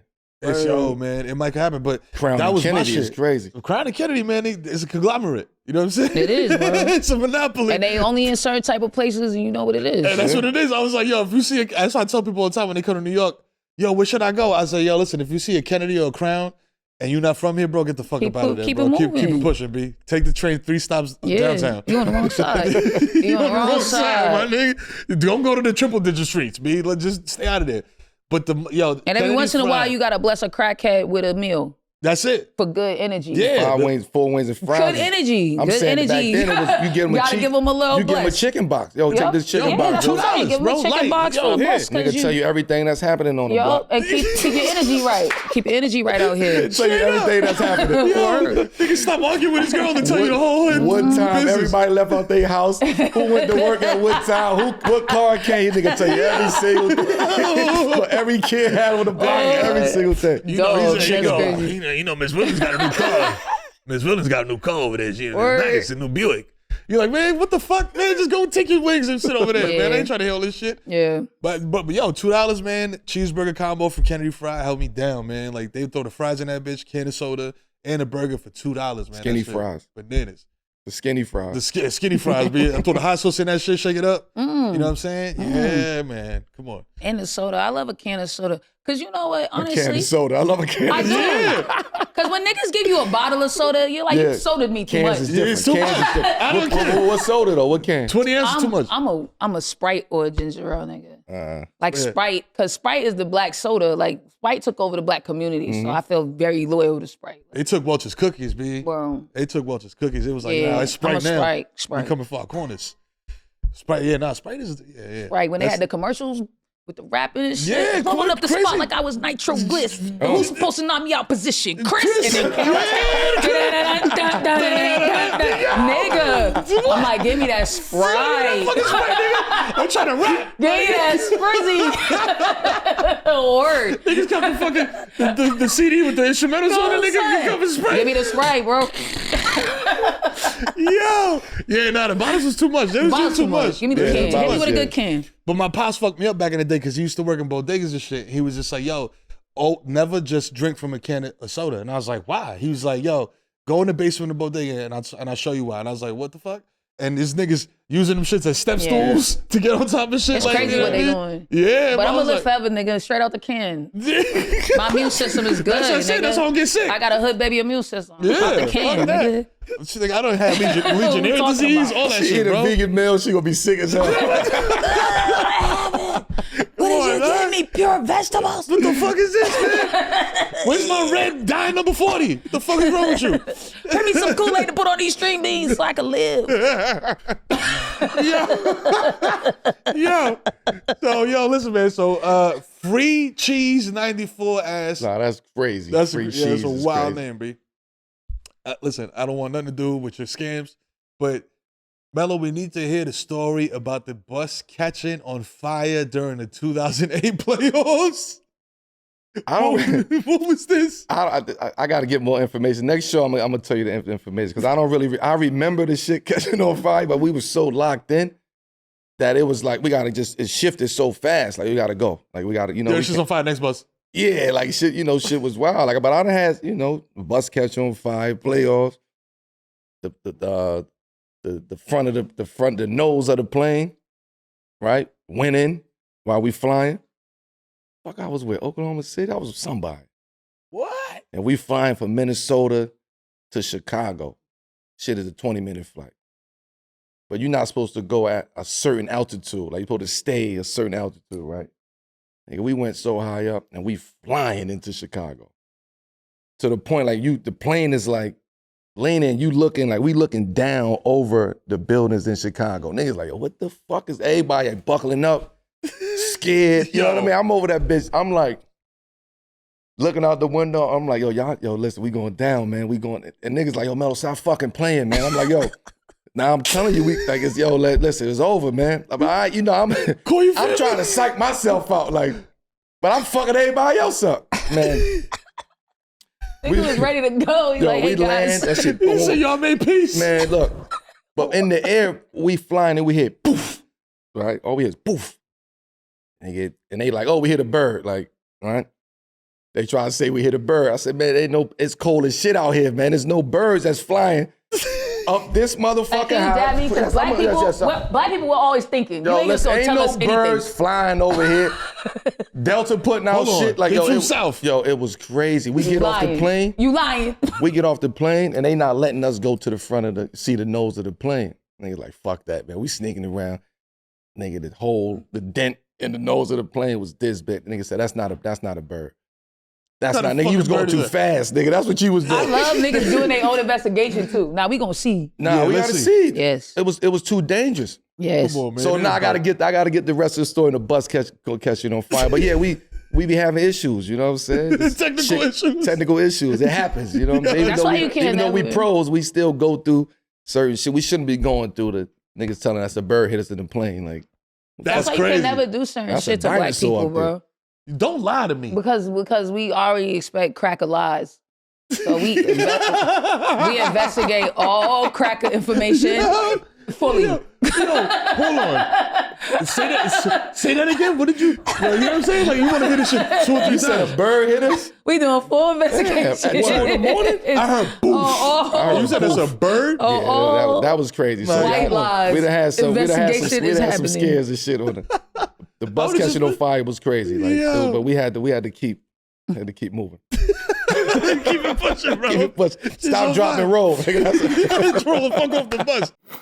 Yo, Melo, man, we both been real fortunate, you know what I mean, in our careers and in our lives. So we've been able to travel all around the world, you know what I mean? Even though, you know what I'm saying, East Tremont will forever have a special place in my heart, you know what I mean? Nothing's better than seeing new places. And that's why FWIOR has been essential in making that easier than ever. FWIOR is a website and app where you can book travel experiences like, Brooklyn to Baltimore or wherever you call home. That's right, because with over 300,000 bookable experiences in 190 countries, there's something for everybody, B. Plus, FWIOR's travel experiences got millions of real traveler reviews, real joints. So you have the information you need to book the best activities for your trip. So download the FWIOR app now and use code FWIOR10 for 10% off your first booking in the app. One app, over 300,000 travel experiences you will remember. Do more with FWIOR. It's officially spring. Spring has sprung, and before you know it, summer's gonna be here. And with the summer months, there's concerts. You know what I mean? There's no better way to be prepared to copy tickets than by using SeatGeek. Me staying locked in with SeatGeek. You already know that's right, because SeatGeek is the #1 rated ticketing app with more than 70,000 events every day, from sports to concerts and more. You know what I mean? Whether you want to watch an NBA game, catch a little hockey, or some more March Madness games, you know what I mean? Shit's popping off. SeatGeek got you covered when it comes to finding options for you. SeatGeek puts all the tickets across the web in one place, so you know you're getting the best deal. Then they rate the tickets on a scale from 1 to 10. Every single ticket is backed by a buy guarantee, and SeatGeek is the only site that lets you return your tickets ahead of the event with swaps. So use our code, 7 p.m. for $20 off tickets at SeatGeek. That's $20 off your first purchase with a promo code, 7 p.m. Make sure you click the link in the description to download the app.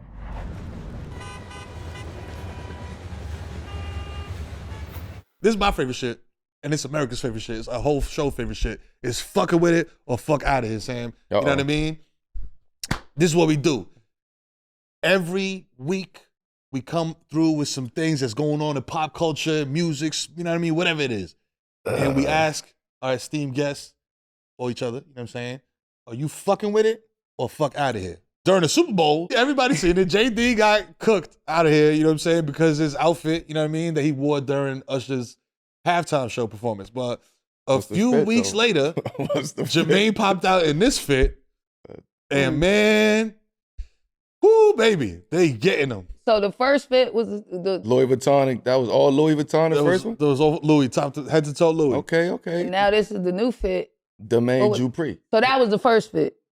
The first fit was this one right here. That's the Super Bowl. In New York, I merely rock. Had it in my sock. Okay, with the pocket on the sock with the pearl. Cool. You know what I'm saying? Bong. Now this is the second fit. Yeah. And it's like, look, man. A lot of people say he got to dress his age. That's crazy. Now I say he had that is crazy. Dress your age. Bow Wow didn't need to do that. Yeah, dress your age is crazy. Yeah, and Bow Wow taking a shot is even more crazy, man. That man put you on. Stop that. Bro. You know what I mean? Dress your age is crazy, though. But can we be honest, though? Because I struggle with this. As a person who's older, that's still getting older, I'm like, bro, Black people, like niggas, we don't really know how to transition into like our old clothes. Like I really am like, what is my life when I'm 60? Mm-hmm. For real. I don't want to be looking like my granddad used to look, just crazy pants and shirts. And up to the nipples. But I'm not trying to be in no jeans, no 60 years old, and no rough ass jeans.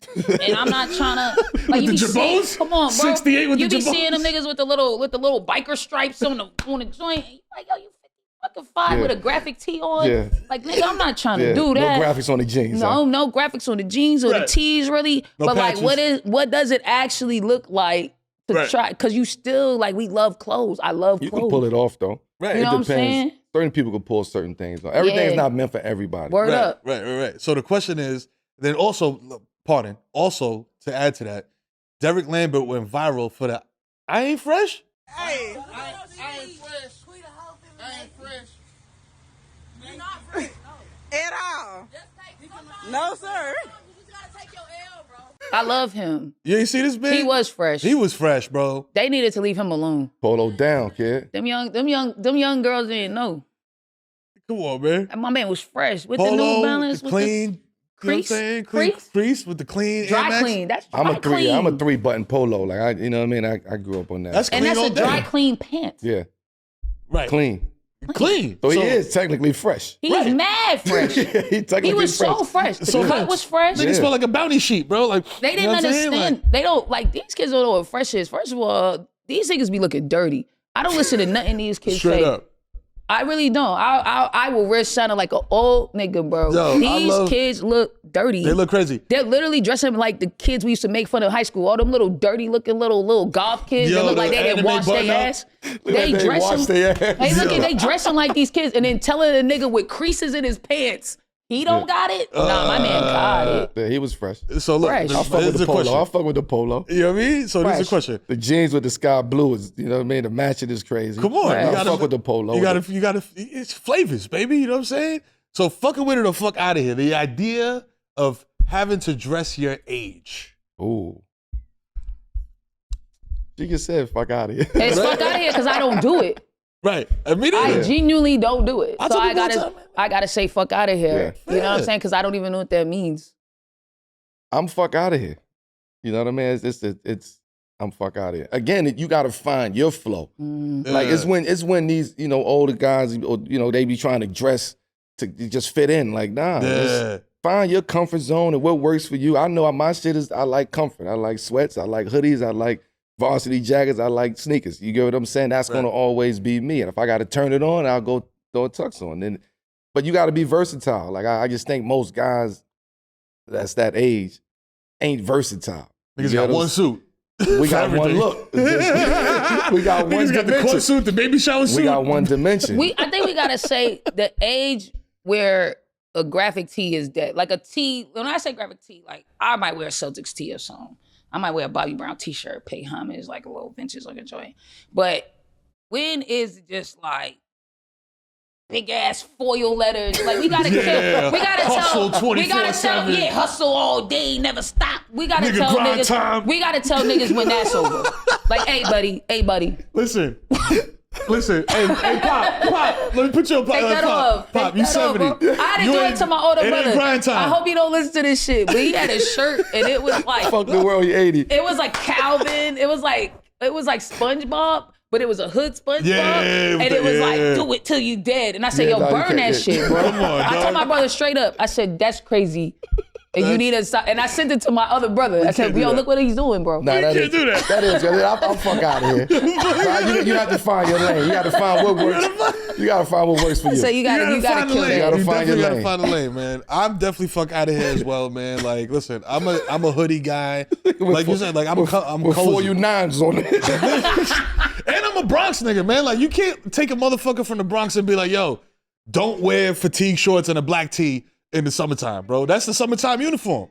You know what I'm saying? Yes, I'm wearing Timbs. That is and the all summertime. this. Yeah, that's the- Yeah, that's- certain shit I'ma do Y'all no just matter can't what. get away from like, these That's on dogs. black tees. You know what I mean? Come on, Like, give me a white tee Word. in the Bronx. That's on dog. Certain shit I'ma do no matter what, even though I know it's wrong. I be doing it. I be doing it. But it's because the Bronx is a little, you know what I'm saying? It's a little, you can't just sit down anywhere in the Bronx. So you got to wear a black tee. Because if you wear a white tee and you sit down in St. James Park, that white tee ain't white no more.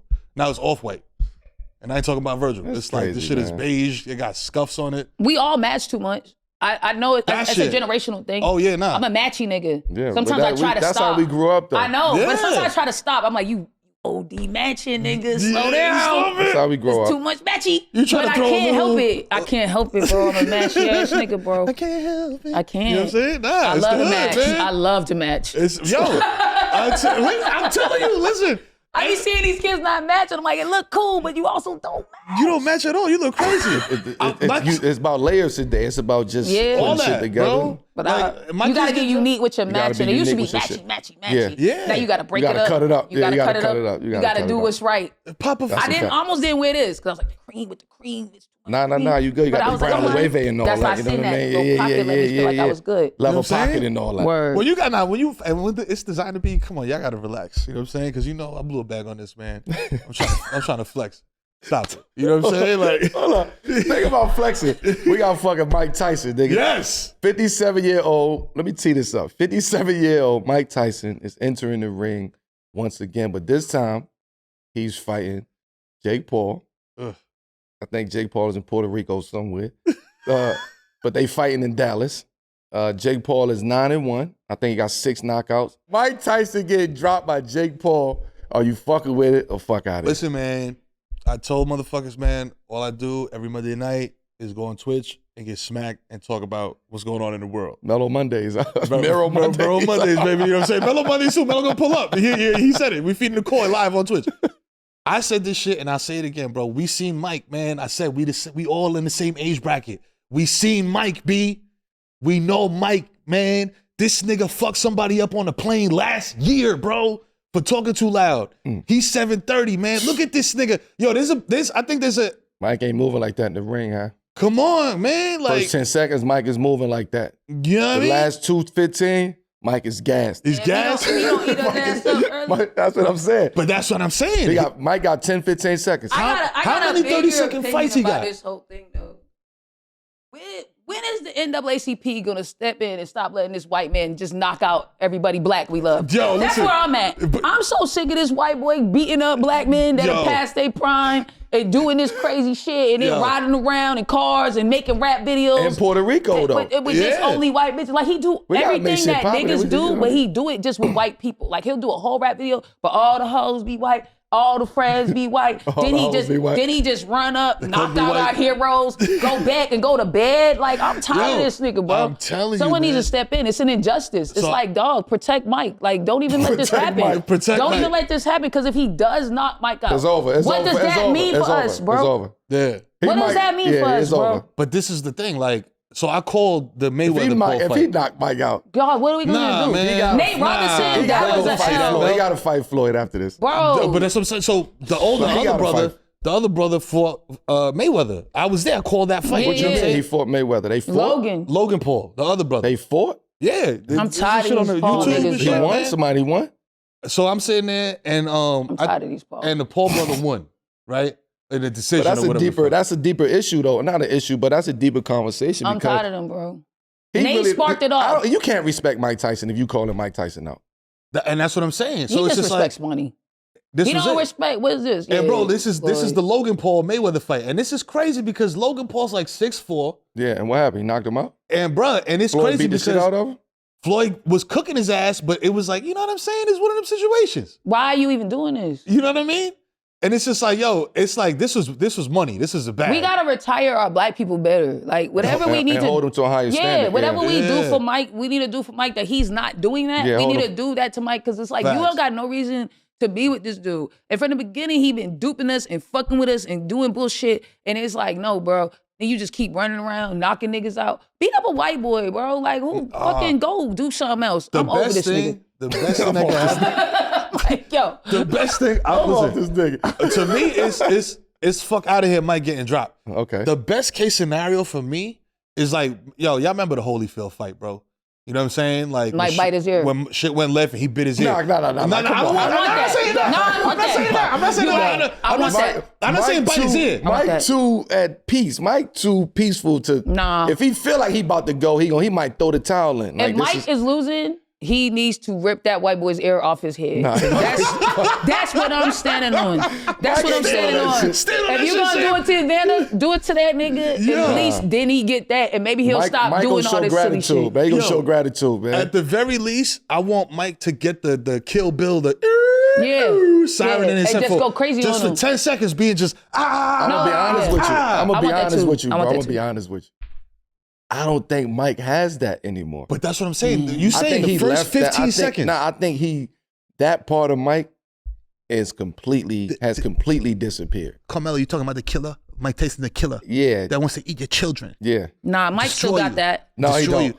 You don't think about it? No, he don't. Bro, so I seen an interview with him. I don't think he still has that. You don't Mike think need a WWE hype man. He needs somebody like, you know how Paul Heyman be coming Yes. out? Nigga be coming out. Nigga, Paul Bearer had to earn. He Holla needs at your- something that's going, holla at your hey, boy. when it's time, nigga. Yeah, Mike turn look the shit good up. on footage though. He looking, Mike look good on footage. Feel me? man. Footwork crazy. That's what it is. I don't know what that stamina like though. He gotta beat this white boy up for us and end this. And this? He gotta end this. End this. Cause this white boy's on a tirade, bro. It's on the It's terrorist crazy. street. It's crazy. It's terrorism. And then he just turns up. What fucks me up is immediately afterwards, he's lit. Yeah, He's bro. so lit. And I'm like, I can't. Hey, man, Like, listen. there's man, another you know what I'm saying? second. I just saying, you know what I mean?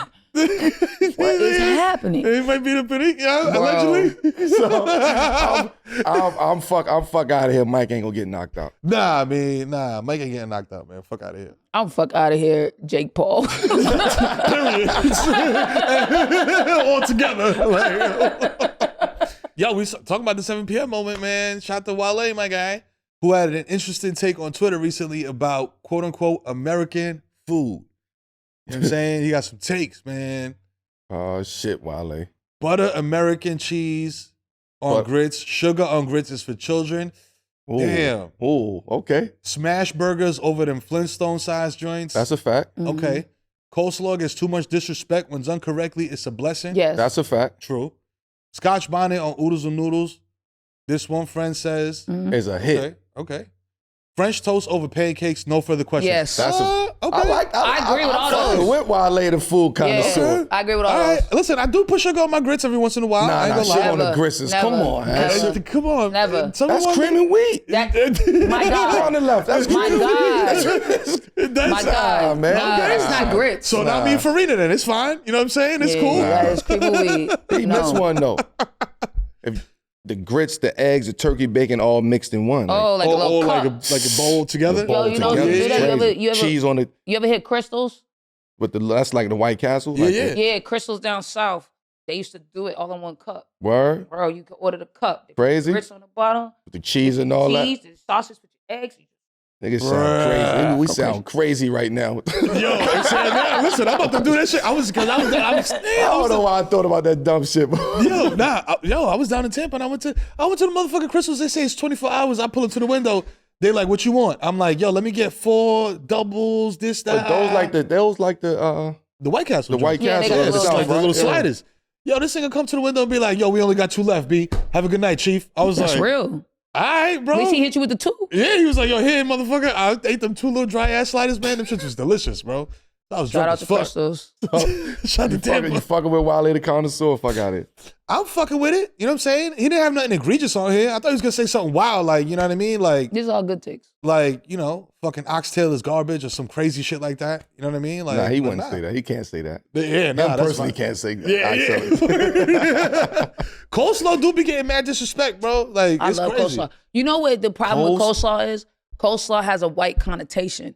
Like when I was little, I was like, coleslaw. Like, In school, they used to yeah, fuck the it just coleslaw looked up. crazy. So I didn't even know how ill coleslaw could get because it just looked one way, and that way it was mad mayo, and I was like, that That's what looked I'm saying. That look, crazy. yeah. I The don't know school about coleslaw, Yeah, like, that'll fuck you up. that shit School scarred me food for will fuck life. you up That's about a lot fact. of that. things. That's a Yeah, fact. it should have turned you off to a lot of It'll shit. turn you off That's to a a lot fact. of shit. I didn't fuck with pickles for that same But reason, B. coleslaw's legit. Yo, come bro. on, huh? Hey, yo, hey, come on, Hank, come on. They was sliced, man. It was the butter chips. Oh, man. I don't like the butter chips. Get them out of here. That's not a pickle. That's some weird shit. You know what I'm saying? It's not weirdo They don't got stuff. the crispiness. You know can what I only mean? put them butter chips, you slice them up, put them in some tuna. You gotta That part. hide them. Get a shit. little relish situation. You know what I mean? saying? Yeah, you be, yeah, that's Slide them bitches that's a off in a- smoker right here. It's the 10:45 meal. PM. Or All right, yo, so listen, let me get your random, you know what I'm saying, hot take or like crazy thing that you eat when you know what I'm saying, in an altered state, possibly. You know what I'm saying? you know what? The weirdest thing I crave for and I keep in my house that sounds sick is a Carvel ice cream cake. Oh, yeah. Just a little mini. There's one always in the Yeah. freezer when it's late and I just really want like And you lactose or not? I mean probably. I be shitting. Yeah. I be Same. shitting. I'll be on my 5-year So I'm shit. probably crazy. I don't care. Pooping. Never got Are diagnosed. you lactose? He getting serious. I be shitting. I be shitting. I never got diagnosed, you know what I'm saying? I But be shitting. whatever, Sometimes. you know, I'm still eating that. I pop a lactate, bro. I go Yo, crazy, man. I Carvel love all that ice cream shit. cake. Yeah, That's yeah. like my little like late night thing. And then my little weirdo thing that I like, oh, I like this. I'm just a really like a late night breakfast sandwich person. Oh, okay. Like I like a good bagel sandwich, a good little, let me heat up, put the sausage in the air fryer, like the kielbasa, like the joints, put it in the middle. air fry. Air fried egg. I got fried egg, put a little cheese. Air fry be bringing shit back everything to bagel, life. butter, both sides of the joint. Bing, bing. Crazy. Nah, I know you got something different. I'm normal. I'm normal. You- I'm a candy nigga. Like I'm a now laters. I saw them all over here, and I was like, who fucks with now later? Yeah, I'm a now later love guy, now man. later. So I love now laters. The bodega candy. Now Yeah, Swedish little fish. 5 in the pack. I and like all that you morning know what I'm saying? desserts. I like penny candy. Me too. You know what I'm What saying? was your favorites? No, top 5 penny candy. Chews? Peanut chews. Yeah. No. No, the No, chews. the I know they was chews. little. Charleston They was chews? fruity. No, the They was fruit- the fruity. fruity chews. I know what you're talking about, and it came in a little cellophane. That's what I'm bing, saying. bing, with the little kid looking That's nigga what on I'm the cup. saying. Bang, Yeah, go ahead. the peach joints was crazy. Which peach joints? The rings or the what? No, the peach chews was Oh, crazy. the peach chews is the best. Those was crazy. I'm a That's one. sweetest fish, red fish. Cool, You gotta throw peanut chews in there. cool. You gotta throw lemon heads. You gotta throw the lemon heads in there. Grape heads, but part on the left. That sounds crazy, but you made me fuck my last one up, man. Fuck with that. I like damn, what was the I said peanut chews, lemon heads.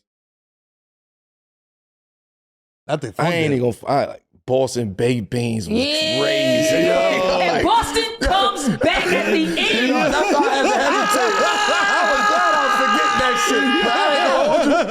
Yo, The Boston, city rises, cuz. Listen, but now I the feel Boston that. baked beans will always be a top 5 Nah, penny they great. candies. Yeah, You know what yeah. I mean? They Like great. that's Bro, That's I like the crazy. Chinese gums. You remember the Chinese gums? they was hard as shit. I Them love gums. them Violet joints? I Shit was love crazy. them. I love them. The fortune gum. Then they started throwing the apple, the sour apple caramel lollipop on the left. I didn't like Yo. that lollipop too Yo. much. Too much. But I did like the sour power straws. Now the sour power Sour That shit power, went sour. crazy. I would throw sour powers in there over like now. Y'all didn't do the little But Debbie now Pack? that is my Charleston favorite Chews. candy. Yeah. Now Liz is my favorite I candy. was Now smashing a little Debbie Pack. is The favorite. mini packs, bro. Yeah. So if I'm gonna eat, I eat the candy, or if I'm food, it's turkey, bacon, egg, and cheese, See? croissant. Can't go wrong. You know what I'm saying? Yeah. When you ask for the Hola, croissant at the cuisine. bodega, they be like, yo, we got this Yeah. shit. Bro, Nah, New it's York just is a sick Chips. place, bro. I like chips though. I'm a chip guy, but it got to be a certain What type kind? of chips. But what's the flavor though? I ain't gonna hold you. I'm a Utz Red Hot. Mm. Yeah. You know what I'm So, saying? yo, yeah, nah, I'm don't a judge fucking me hot out there, but I'm motherfucker, a Utz Red Hot. Mm. You know, I like Wise. Wise is the shit. I bro. like Wise jalapenos. Is crazy. Wise is the shit. I'm a sour cream and onion across the board. Niggas sounding like I thought a real I thought bodega boys over here. yeah. Nah, listen, that's the secret right there. You Yeah. get the bodega, you know what I'm saying? The turkey. Somebody said cheese. Utz crab chips. Crab chips is crazy. No, crab chips is crazy. yes. But shout out to Utz crab chips. Yo, Yeah, they that's are a fact. crazy. Yeah. No, they are crazy. That's they a are fact. crazy. Utz That was crab specifically chips. for niggas. Yeah. that Sometimes was- a drop happens and you're Yeah. like, they thinking about us. This is Yeah. you want me You to had put to go this in my search for the system. Utz us. crab chips. That's for us. It was only in certain areas. That's for us. Remember when ketchup drop? I was like, that's for the hood. That's bro. for the hood. Yeah, that was- Because they was know they're like, crazy. yo, they throwing this in the sandwich. That's for the hood. They You just thought- took what we was already doing. You Yeah. take the plain the plain Utz and throw the ketchup Yeah. in it, hot And sauce, shake shake the it bag up. You know what I'm saying? Yeah. It was They like, just let's took what we just, all, yeah. it was like, let's just shortcut this. Yeah, for let's you. cut the middleman. I out. like how y'all niggas ignored the little Debbie rant. You know, I went on. You know what I'm saying? Because I wasn't I didn't fuck with the little Debbie's, bro.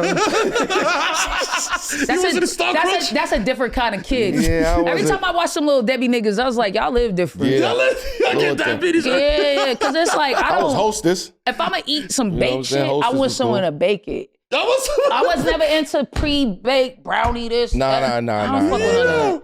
Yeah, That was that's like, crazy. damn, your mom, Coconut donuts your mom was don't crazy. make cakes. The coconut. Your mom don't Like, damn, what's going on, fam? Yo, and you know you from Boston, so you know the Dominican cake shit is different. Yeah, that's a that's whole true. different like level of cake. You know what I'm saying? Yeah, I had moms making them shits in the crib. Yo, listen, man. Sam J in the motherfucking building, Boston representing. You know what I'm saying? We'll allow it Thank you. Real loud for sure. Welcome. for sure. Welcome. to You know the what I'm saying? hook. All day. You know what I mean? We here. Welcome to the hook. I appreciate it. Absolutely. All day. We We gonna appreciate slide you. know what I mean? the Yeah, left yeah. We pound. got All day, we listen. got the part on the left over here. You know what I'm So saying? we It's let all that day. be known. 7 p.m. in Brooklyn, man. You know the vibes, man. The #1 show on the internet, B. You know what I'm saying? The world. You know what I mean? We'll be back next week with more fire. You know what I'm saying? Sam, thank you. Thank you, know what I'm saying, you, for coming man. through and dropping Thank 50. y'all. You know what I'm Appreciate saying? you. We got Melo the God in the house, your boy, the human do-rag flap, as always. You know what I mean? We'll be back next week with more heat. You know what I'm saying? I'm saying go sign that wall. We'll see y'all. Peace.